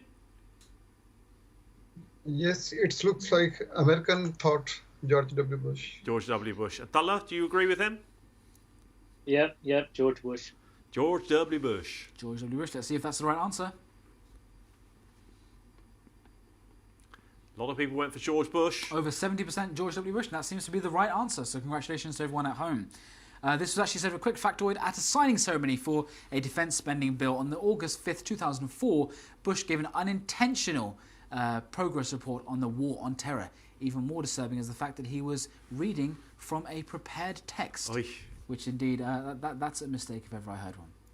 Question number 4. The quote is, "Have no fear of perfection. You'll never reach it." Who is this said by? Have no fear of perfection. You'll never reach it. Was it said by Marie Curie, Beyonce, Michelle Obama, or Taylor Swift?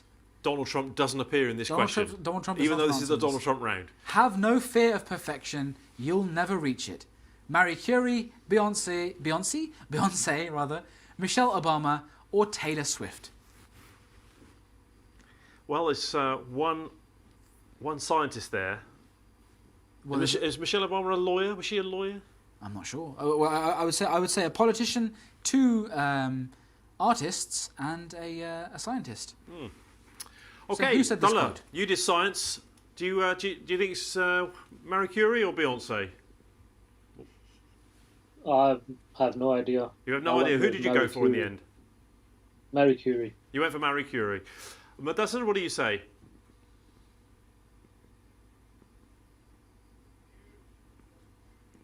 Option B.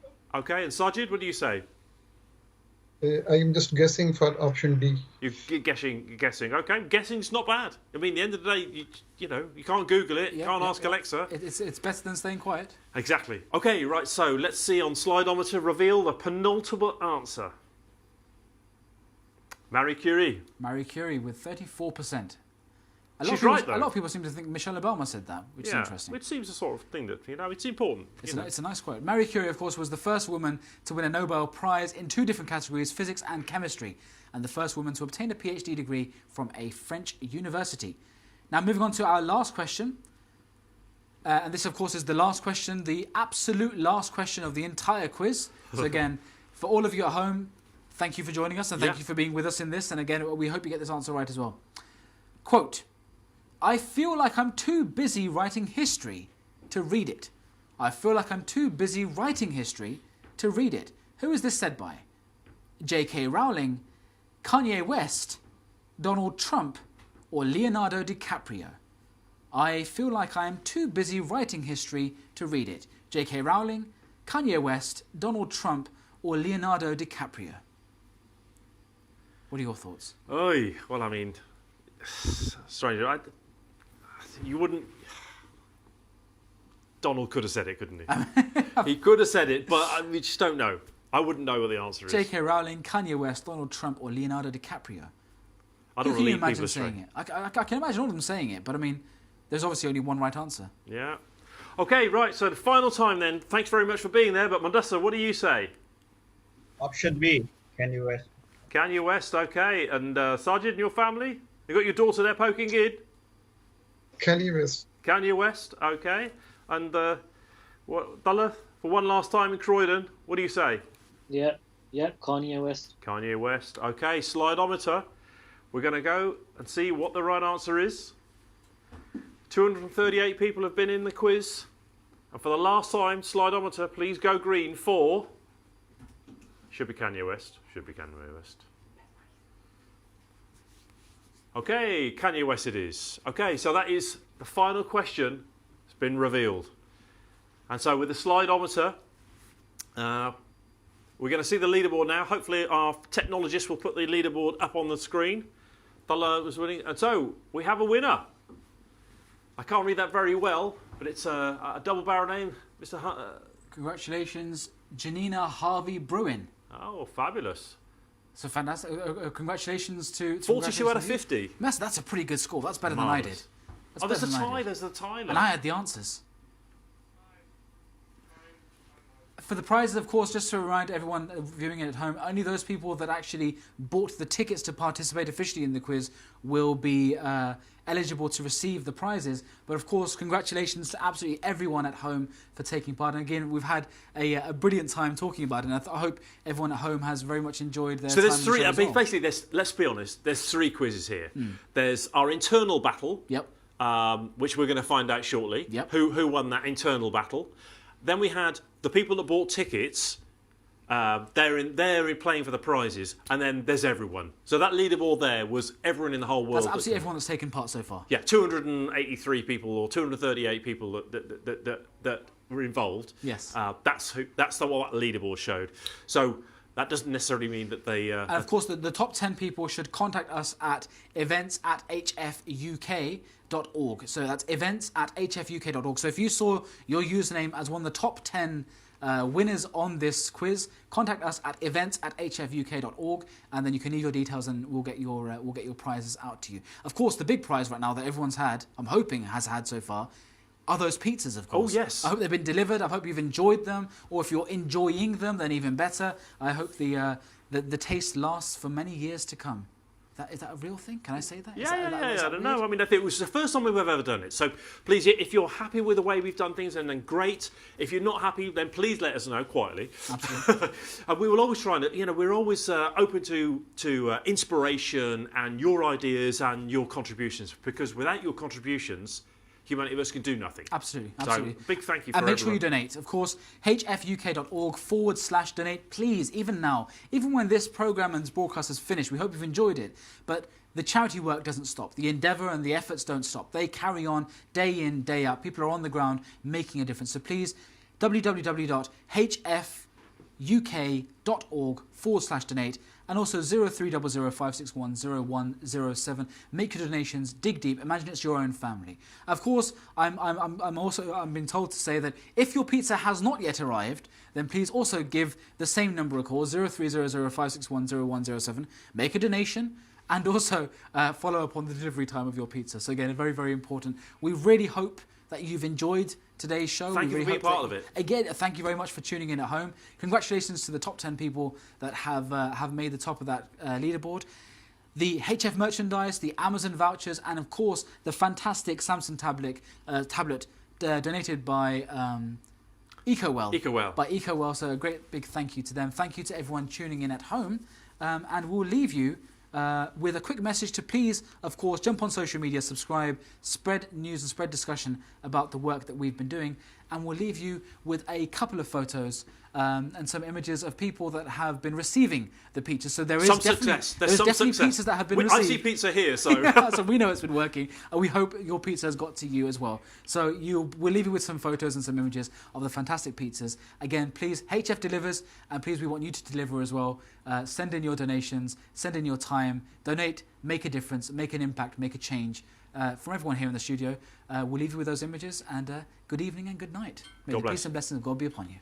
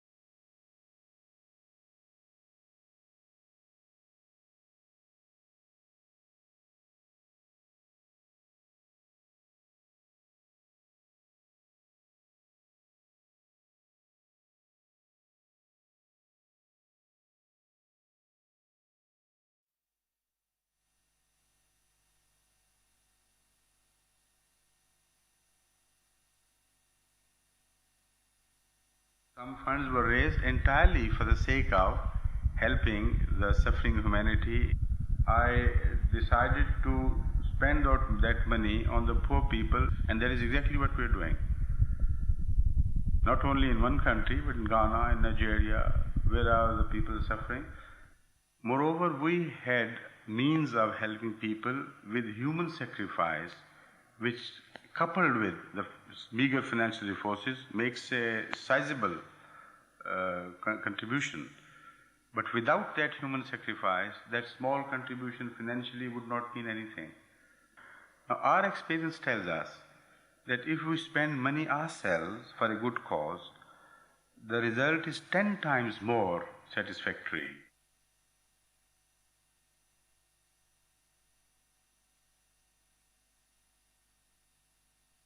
Charity is simple. Give money, help people. But how does the money in your pocket become vital help for people in need? Let's take medicine, for example. When you donate, the medicine has to be procured, packed up, taken to the airport, loaded on an airplane, flown thousands of miles, then taken by road, but Not on roads like this. Roads like this. This and this. Or sometimes jungles with no roads. Or a ferry. You get the idea. Finally they arrive, but we can't just hand them out. So we send doctors with them to diagnose the patients and dispense it safely. So the journey to turn your donation into the help people need is a long one, but worth it for the difference it makes to people's lives. Humanity first, serving mankind.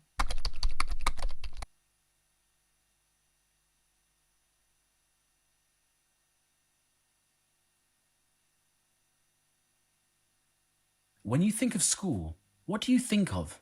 Books? Computers? Blackboards? Whiteboards?